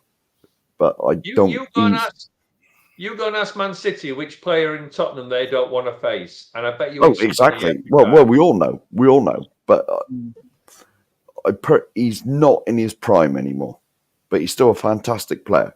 I think I disagree there, Mark. I think he's like a finely tuned sports car, mate. I think he's in his prime. Just don't put the mileage on him. Yeah, yeah, definitely. That's the best way to put it. I know it's not really the best way to compare, but you look at Ronaldo. Is, you know, he is losing his pace. All they've done is change how he plays.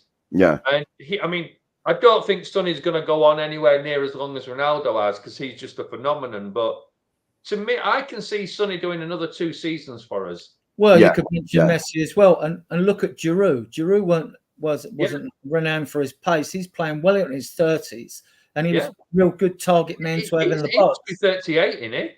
Yeah, must be something like that. Now we know there's been quite a few defenders that played at 36. The guy they got at Chelsea there, didn't they? And they had Man United as well. They brought him in because they wanted the experience, didn't they? And if you can read a game like John Terry could at Chelsea and things like that, and depending on how you play your system, you can play at that age as a defender, especially if you read a game, gives you an extra yard or two of pace on a play and what's happening, doesn't it? Yeah. Right. Goals, guys. We've scored 18 and conceded 9. Happy with that, Johnny? Yeah, I'm quite happy with that. I'm quite happy with that. Mark? I'm not sad about it. Well, yeah. It's just that, we've scored twice as many as we conceded, but the ones we conceded have been like sort of brain fart moments. Yeah, it's free up right. Yeah. I don't know. I haven't looked into this, but the ones that tend to stick, it's if you look at the goals we conceded, like at Newcastle, at Leicester, even was it 1 or 2 of them at Brighton? They all seem to come in the left-hand side of the net for some reason. And there's always a brain fart moment. I don't know if there's anything in that. On that side, I mean, at all, or whether goals have got to be scored anyway. Probably isn't nothing in it. It's probably just me trying to pick up on something that doesn't exist, you know? No, it always involves a brain fart. Sorry? They look a bit. All the goals we've let in, we've panicked. Yeah. Mm. You know, if there's always that stupid mistake, isn't there? And keep their heads. Yeah. Yeah, I mean, you take away the last game, 3 goals out, then we've only conceded 6. And look, how many of those 9 have been from set pieces? How many of those 9 have been from long balls over the top? One has been from a set piece. One against Arsenal. Yeah. And, you know, so to me, 9 and 18, look, I would rather see maybe 7 and 18, but for the way we play football, and, you know, we were all sat here last season saying that the way we play, we're going to concede. So as long as, if we win every game 2-1 and that stays the same, 2 goals for every one we concede, then it's not a problem, is it? Yeah. Just on Ange, I want to put this up. One of these stats surprised me out of these ones, right? Ange has played 52 matches, right? 28 wins, 8 draws, 16 losses, a 53% win ratio. Josie played 58 matches, right, Jose? He's only got a 46.5%, right? Conte was better on 55 at 58, so Ange ain't far behind him. Poch, of course, has proven record because the amount of games Poch played for his record that's just absolutely excellent, right? AVB played 54 for 58, inverted wingers, very like, and Nunu 10 for. So, Nuno shouldn't even be on there. He was like 10 games. I mean, if he'd have won one more, he would have been on like 60%, wouldn't it? Yeah, I mean, because he got managed in a month. Yeah, I mean, the less games you play in this helps your averages, doesn't it? It does, yeah, it right does. there, Mark. Yeah. I mean, let's not forget as well, Ange don't have a clue what he's doing. Oh yeah, of course. Yeah. No, I mean, to me, he's more or less the same as every other manager, isn't he? They're more or less the same, aren't they? All by a couple of percent.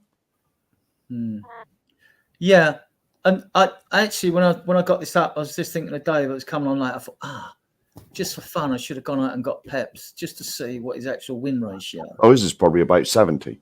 Oh, I doubt that. It might be.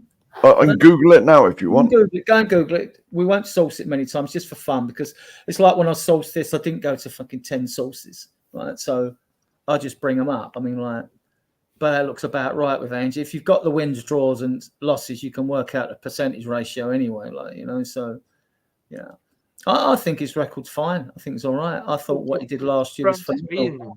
8 draws. I didn't think we'd had that many. What, 8 draws? Yeah, normally we either win or lose. Yeah, I can't. Right now. I can't actually think of the draws that we've Mark had. smiling. He's got something devastating in front. No. Who's going to offer a guess? Who's going to offer a guess of Pep Guardiola's win percentage as Manchester City manager? 62. 64.5. Right, so we got Adrian 64.5 and Soren and Johnny, you both spoke at the same time. 62. Yeah, 62. Did you say 62 as well? Yeah. Do you know what it really is? Go on. 73.4. Wow. So that just about sums it up. Yeah. Interesting thing there would be what the stats actually break down, because I bet they haven't got many draws. I bet theirs is either wins or losses. Well, they win the league every year, and so it's going to be mostly wins. 7 out of the last 10, isn't it? Yeah. But they always seem to lose a few early on, don't they? And then don't lose for the rest of the season. Yeah. Yeah. It's like 2 or 3 a season they'll lose, isn't it? Yeah. One normally against us, and it's after Christmas, isn't it? Because they generally get a few draws before Christmas. As soon as Christmas comes out the way, the real Man City turn up. Yeah. And then they just go on a 20-25 game unbeaten streak, and that's the league over and done with. When these charges, they might be down at like a 5% win rate from before Pep started. Yeah. That's astonishing, though, isn't it? 73.4. Yeah. Let's But move then on. again, I mean, do you say it's all down to Pep, or do you say it's down to the players he's got? Well, it's both, isn't it? You know, I mean, obviously these figures have got 115 or 120 charges next to it. Yeah. There's an asterisk next to it. Before Pep? Sorry? Who was there before Pep? You had Pellegrini, Mancini. Yeah. Pellegrini, that's it, yeah. And Mancini as well, wasn't it? Yeah. I mean, Mancini had quite a good win record, didn't he? Well, all these people were there. It took them a while to get into this golden era that they've come through, like, you know. Yeah. They did win a league, which was interspersed with a Liverpool winning the league as well, wasn't it? I think. Yeah. And maybe a Chelsea winner. They won 7 out of the last 10, so Liverpool definitely won one of those under Klopp. Did he win 2? I don't think he won 2, did he? So you're looking at 1. Chelsea, maybe won a couple. I don't know. Do you want me to check out Jurgen Klopp's at Liverpool? Yeah, do that for fun while we move on to this. Right, these are our fixtures for the rest of this month. We've got Alkmaar, as we know, Thursday. Then we've got Palace away. And then, we've got Palace away on the 27th. And Wednesday week, we play Man City in the Carabao Cup. Now, I'm going to go on to the next two because this is a bit interesting as well. So, in November, I have the answer here before you move on. Go on. 60.9. So he's obviously rubbish. Yeah, that's good. So in November, we've got like Villa, Galatasaray, Ipswich, Man City, and Roma. When I look at these fixtures, you know, you pick out the odd one, you think, oh, tough, but they don't frighten me. But bear in mind, in November we've got this crap. Between the 10th and the 18th, we've got an international break, but that's Nations Cup, Nations League. The March break, that's World Cup. You know, so that's World Cup qualification in March. But back to November. But in December, it gets horrendous. We've got 8 games. I couldn't get all of them in. I had to abbreviate these to fit them in. We've got 8 games in September. Fulham, home on Sunday the 1st. Then Bournemouth on Thursday. Fulham home. Yeah, Sunday the 1st. Bournemouth away. Thursday the 5th. Chelsea home. Sunday the 8th. 3 days later. Then Rangers away. 4 days later on the 12th. And then we got a game on the 15th. And then because then we got a game on the 22nd against Forest away Sunday. That Saints game midweek. All right, yeah, they come to us. It's away, and it's a Sunday, 7:00. I always feel sorry for fans that go to away games because I never know what the rail network's going to be like when they're going out there. So Christmas is horrendous. I haven't gone further. This Friday before our show, we've got the under-21s on ready. That's on Spurs Play if people have got Spurs Play. And the kickoff next Wednesday for that is at 20:15. It's 15 minutes later, which is fine. What other banners have I got up here? What's our predictions for the City match then? I think we'll win. The first City match is Carabao Cup. The next one, when we play them the next time, City have got 3 away games before they play us at home in November. They play 3 away games on the spin in Europe, and then we've got us at home. And then they never look forward to come playing us because we just... Right. For instance, what have I got? This one down some more. Right. Let's talk about this because this is always a topic of or a bone of contention among fans. Do you think Ange is going to prioritise any of these free cup competitions over any of the others? You bloody better do. We can park the FA Cup because that's not till the 10th and the 11th of January. But I mean, I think we definitely go hard for the Europa League as we've got this game. So next Wednesday, I think we go really hard against City. What do you think, Soren? We're going to go hard anyway. I don't think he's going to, I think he's going. The priority is the ones we're playing at the moment. So obviously the League Cup and Europe, and I think the game against Alkmaar, he'll go strong. And if we get 3 points from that, we're sitting on 9 points. you're not far off qualification with that, are you? So I think we're third in that league at the moment. I think we need about 15. We'll get them easy though. I think. yeah. We'll So to me, he'll it go might be strong every with that game one. actually. You know, He's so got to go strong against City.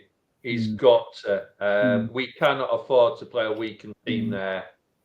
And you then see, I mean, to me, it's so hard to say because if we get through against City, then we've got a home game against Villa, so that ain't so bad, right? So yeah, I mean, the thing is though, you've got to prioritise that City game because it's a one-off match, and if we beat City, then the cup's open, isn't it? It's an open cup. And then what happens, like in the 80s, and I've experienced before in the 90s, you get a certain feeling and you don't just get a buzz yourself as a fan. Yeah. When you're at ground, you get a buzz around the club. When you used to go to league games and you knew you had an important FA Cup tie coming up or whatever, and you'd got through a few early rounds like you had in the 80s and even in the 90s when Gascoigne dragged us to the cup final, you like, there's the buzz. You get that. When I haven't got that feeling yet, but I mean, but if we get past City, I think I will have that buzz for that because it's only 6 games to win it, and we got to buy through the first round, right? We played 2. It's 3 games to win it. I think it's 3 games to win it now. City and 2 others. Oh no, unless it's it's 6 games. There must be 3 after City, isn't there? No, because I think you're quarter-final, semi-final, final. Yes, that's 3. That's 3. Sorry, yeah, 3. There'd be 3 after City. But if you put them out and you don't think you can win it, you might as well pack up and go home because they are the best team on the planet. Look, I mean, let's look at something that, and I'm not one for generally bringing this up, but Ange's stats say he generally wins something in his second season. And, when he comes out and says, I always win something in my second season, so far that's a fact. He's not just saying it for the sake of it. Now, this could be the first season he doesn't, and I get that. And then he can never say what he says again. But we're in 4 competitions in theory, but we're in 3 competitions, and let's look at it this way. If we get past City, the League Cup is probably the easiest one to win. Oh yeah, definitely. So he has got to prioritise for me the League Cup because I don't care what any fan says. If we win any trophy this season, it's better than we've done for a long, long time. I don't care which cup it is. I am not bothered. But if we win the League Cup, what's to say we then don't go on and win Europe even, or the FA Cup? What's to say we can't do the double? If you win one, that's when it starts, and it starts rolling. And look, I mean, other than anything else, I would love to win a cup this season under Ange, just to be able to turn around to all those fans that say Ange is shit and Ange shouldn't be, he's not good enough, he's out of his depth. Well, he's the only one that's won us a trophy for however long, so who was the last one? Was it AVB? So, he's done what, let's hope he can do what a lot of managers since hasn't been able to do with Tottenham and just go on and get us a cup. Yeah. So, Johnny, we beat Alkmaar, and we need to beat them, and we need to beat Crystal Palace. All right, we know City are a tough challenge, but we beat these 2 games, got a little run going again. Do you think even the doubters out there, the Spurs doubters, will start to believe them before we go into this Man City game? No. I think the narrative is too strong with them negative people. They thrive off it, don't they? The doubters just thrive off the doubt. I don't think nothing will change their mind. Even if we win 2 cups, I don't think they will change their mind about anything. We could win City next Wednesday. We could win City next Wednesday 5-0, and they'd probably come out and say we played a weakened City team. No, but I'll tell you what changes, like I alluded to in the past about when you get the feeling and the buzz that you're onto something, like I did in 79 and 80 when our dealers in Villa and Crooks and Archibald came in 1980. you didn't go into a season with hope then, because you'd seen the improvement, which we've yet to see with this team. It's got potential. We've yet to see full-out improvement with a lot more members of the squad and all that. But you believed then. See, I went into this season with hope, whereas back in 80 and 81, West Ham won it in 80. I went into seasons with you believed it.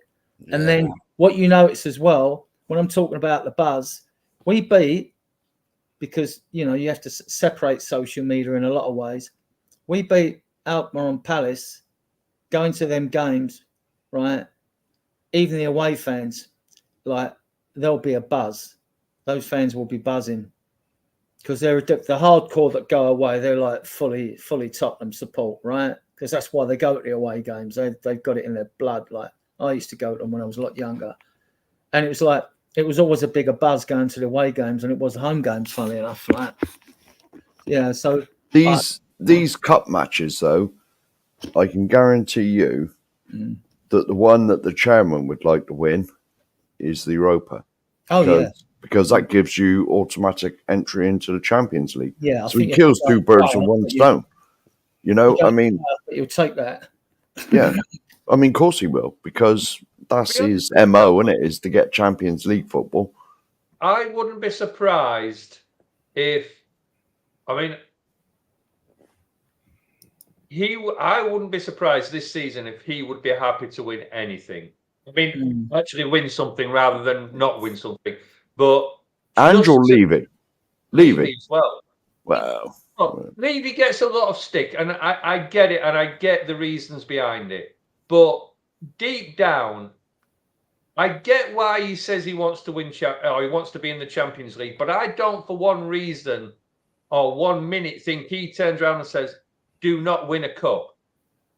He maybe says, "Don't prioritize the cups," but he will not go in there and say, "Do not win a cup." There's stories that's been out there that says a little bit different to that. Well, I know there'll be stories. Do you know what? I don't believe none of the tabloid stories, none of the fucking stories. He's the chairman. He obviously wants to win every fucking thing, doesn't he? Yeah. But the most important thing for him, because, you know, look, we know, I mean, we're all of an age here now that have watched Tottenham for a lot of years. And I, for one, can say when I first started watching football, it was a game for the people.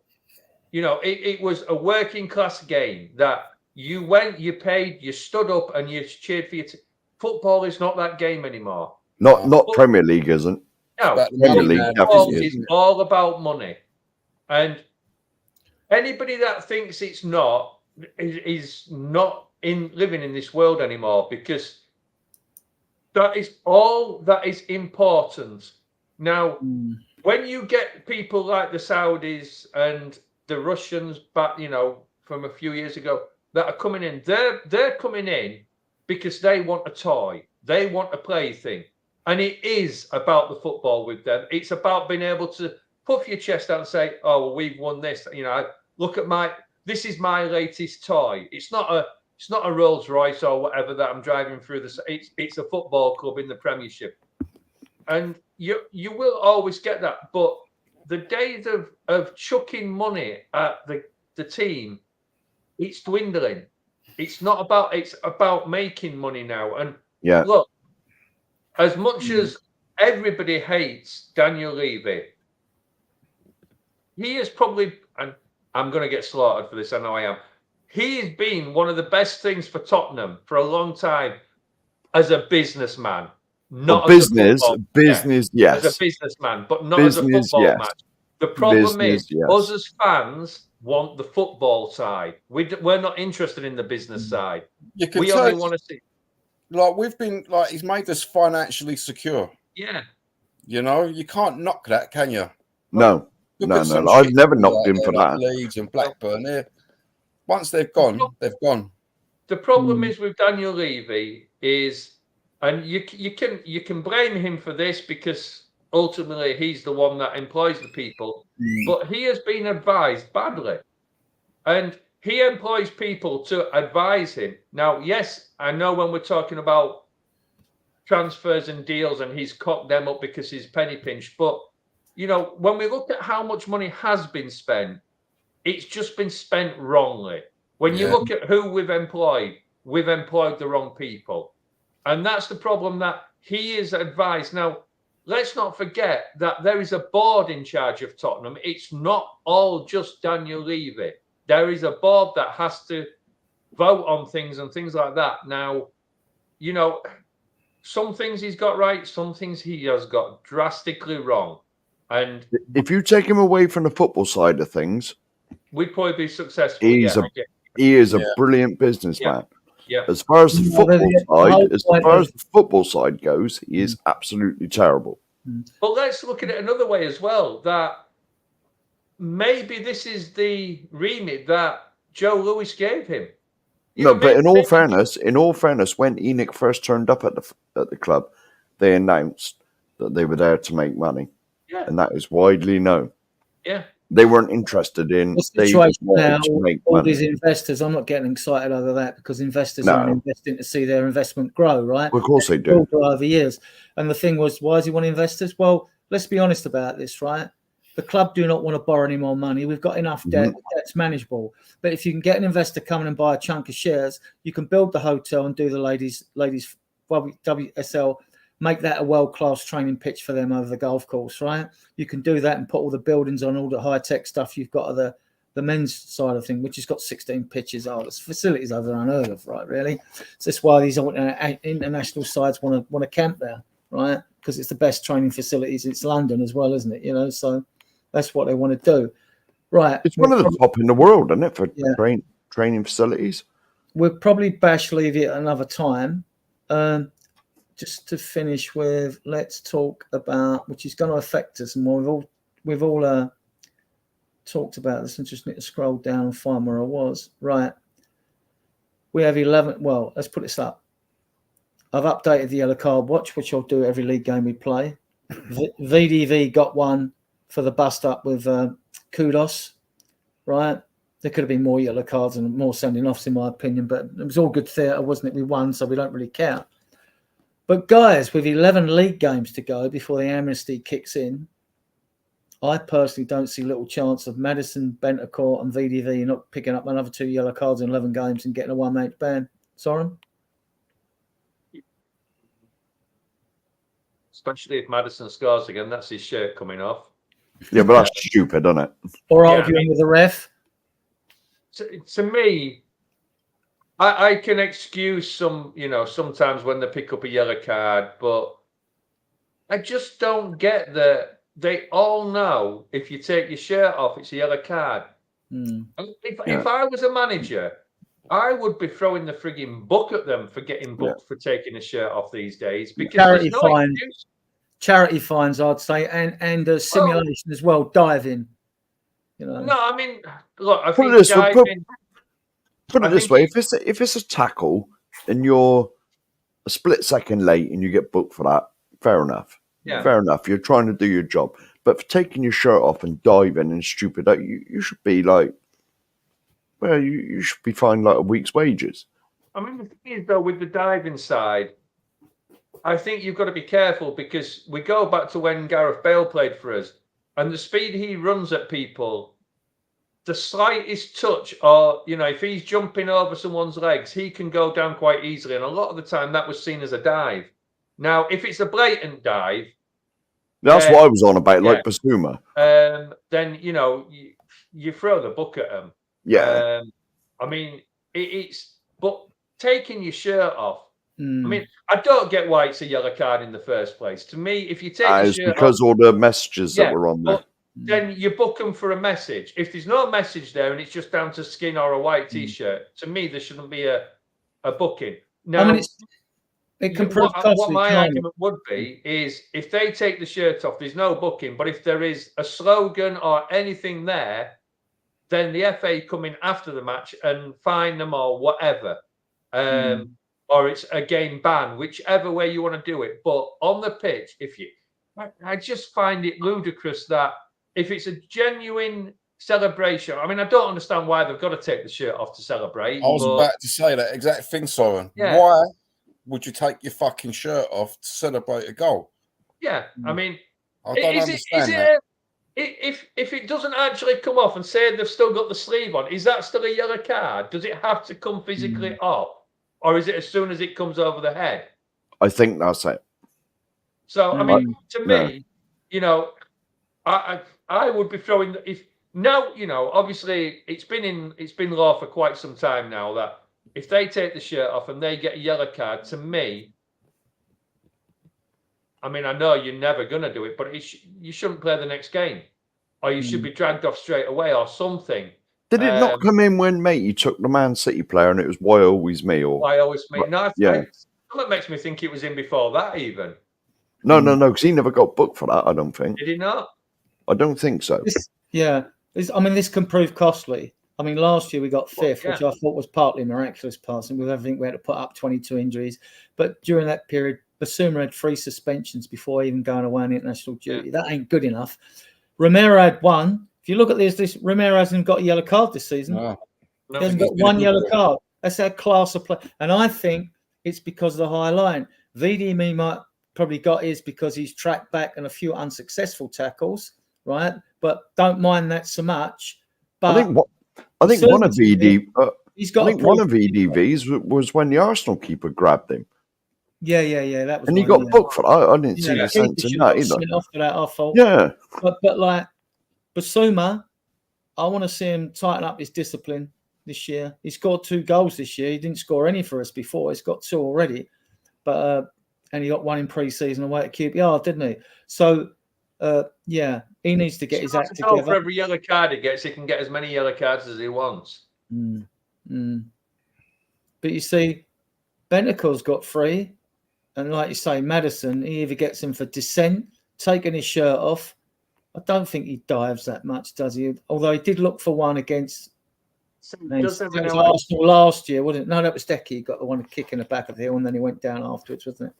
Yeah.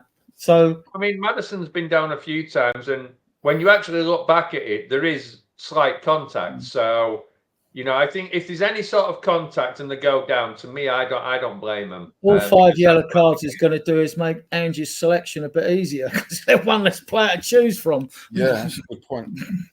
I think the thing is with that, to me, if you get to 4 and you've got a real easy game, I would be getting a yellow card to get them out of the way. I'd be taking my shirt off to get, especially if it means you get Christmas off, Soren, yeah? Yeah. Well, but say you've got a Southampton and then game after you've got a City.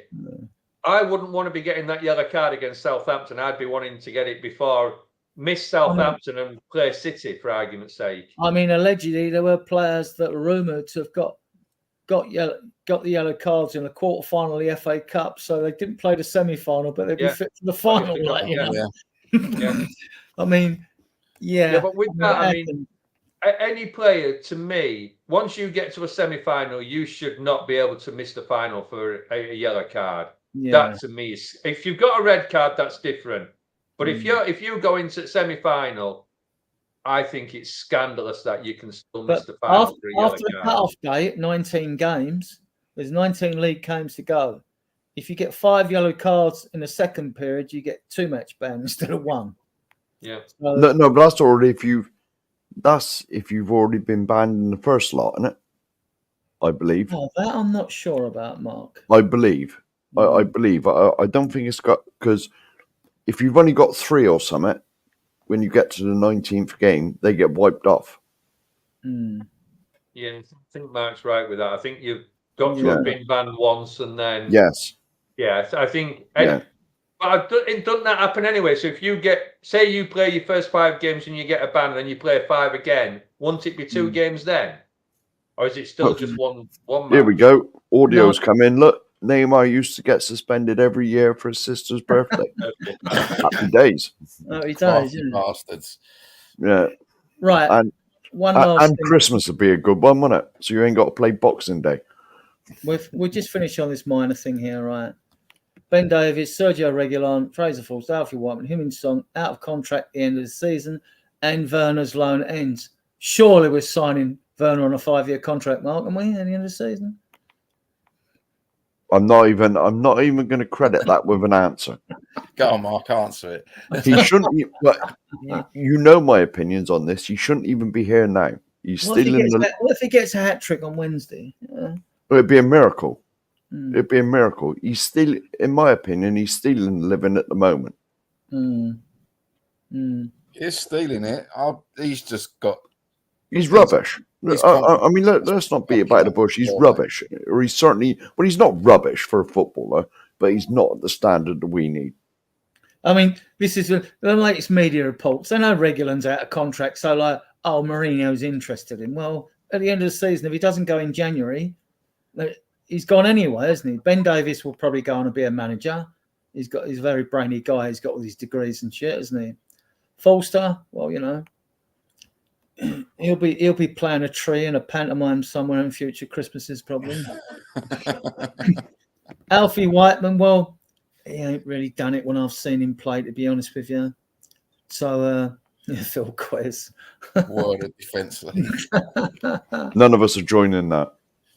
Yeah, so, and then you got Sonny. I mean, I fully expect Son to. I mean, he's got a year's. They're gonna activate his 1 year contract extension, but I can still see him giving another year with a possible year's extension on that if it isn't a 2 year contract on top of this year. I can see that because I can see him playing on and being used as an impact sub, and he'd be a better impact sub than Werner, won't he? Yeah. And we got the wingers coming in because, like you say, Mikey Moore would be playing on the left, even though he's right-footed, because to me, he can play anywhere in a front six, midfield three, or up front anywhere. I think he's that good, right? And then you've got like Yang Min Hook coming in, 19. I did post a video lately in the WhatsApp groups and I post them around because like he's raw, but he scores goals. I want wingers who score goals, you know what I mean? So like, who knows what'll happen when he comes in January with Vuskovic, who's been tearing it up for Vestala with Alfie Devine. Got 5 goals so far. You look at him. Think Ben Davies will be given an extension to keep him on as a coach? I think he's done his coaching badges. Yeah, but I mean, as in, to make he sure may well. He give him a contract to stay with us as a coach. I know that although a lot of fans have been critical of Ryan Mason, he only had the club for about 8 games, didn't he? 4 or 5, but like he is highly rated. And Matty Wells, ex-Berg player, he is very highly rated. And other clubs will sniff around, and they will, you know, and like really, I mean, Mason was kept as an emergency stopgap in case any managers go. I think it's safe to say that Angie's going to be here all this season, and I think he'll see his contract out with us. Actually, I think he's going to do a good job. But you know, if it doesn't happen, then I'm wrong. But yeah.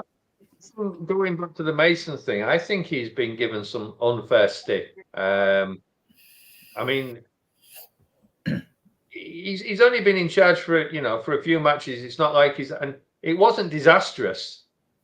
You know, I mean, he's been thrown in at the deep end a couple of times, and when you look at it, he's had some of the best mentors out there. You know, Jose, Conte, no wonder Davis is Mason. Yeah. And how many?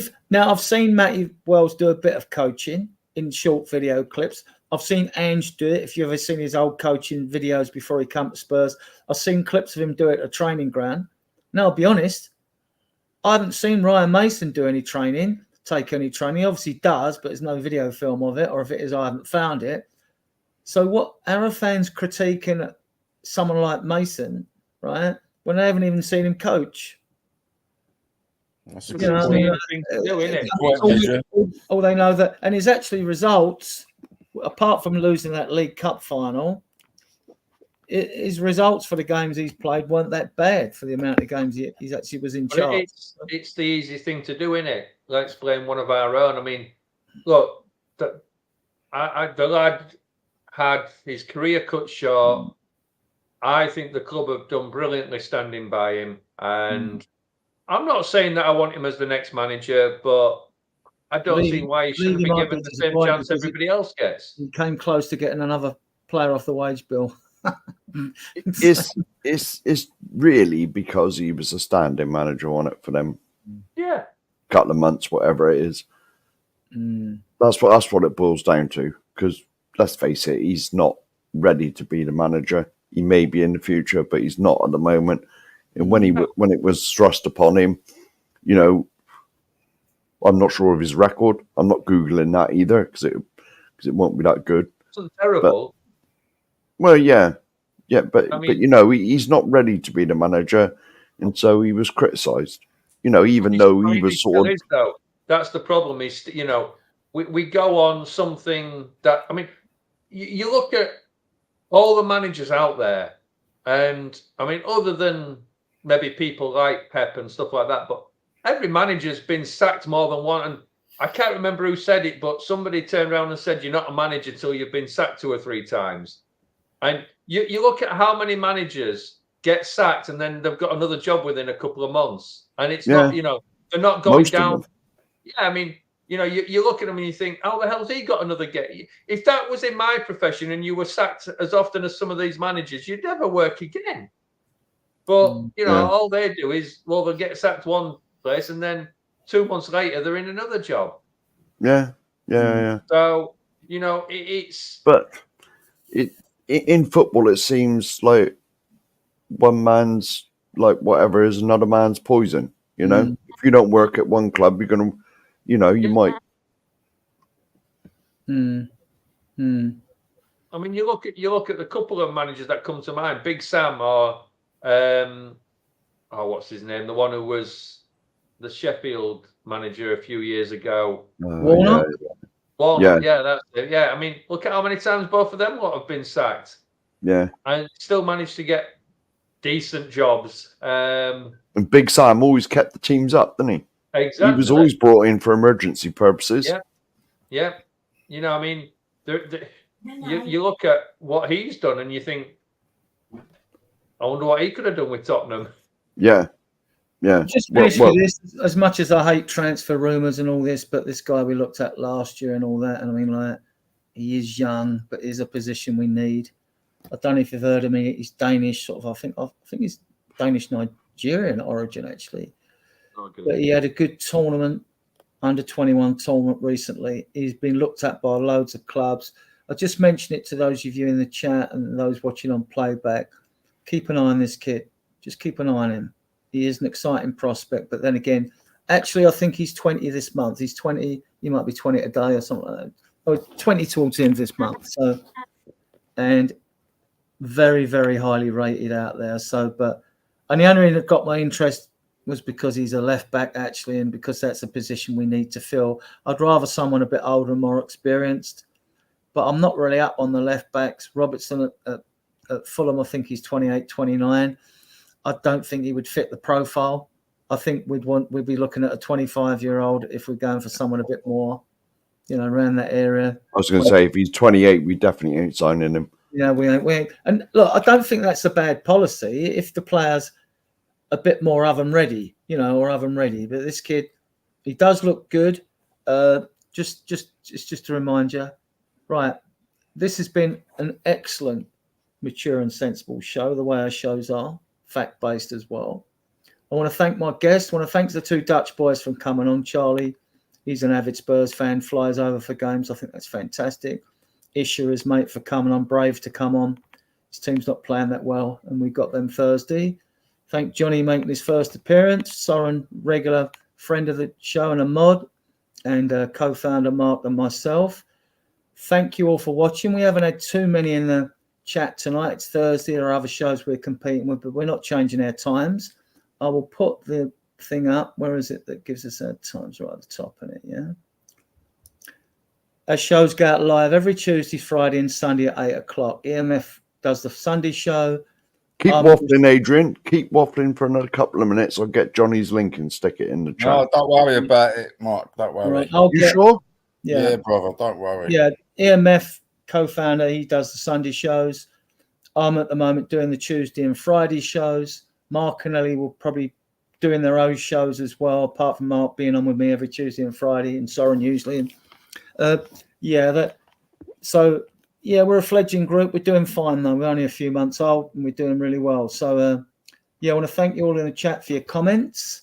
And I want to thank my guests again and thank all of you that take the time to watch us on playback, and those of you that subscribe, give the videos a thumbs up and leave a comment, right? Because that helps the algorithm, it helps us grow. So I will play us out with this, and I'll see you guys in the back room.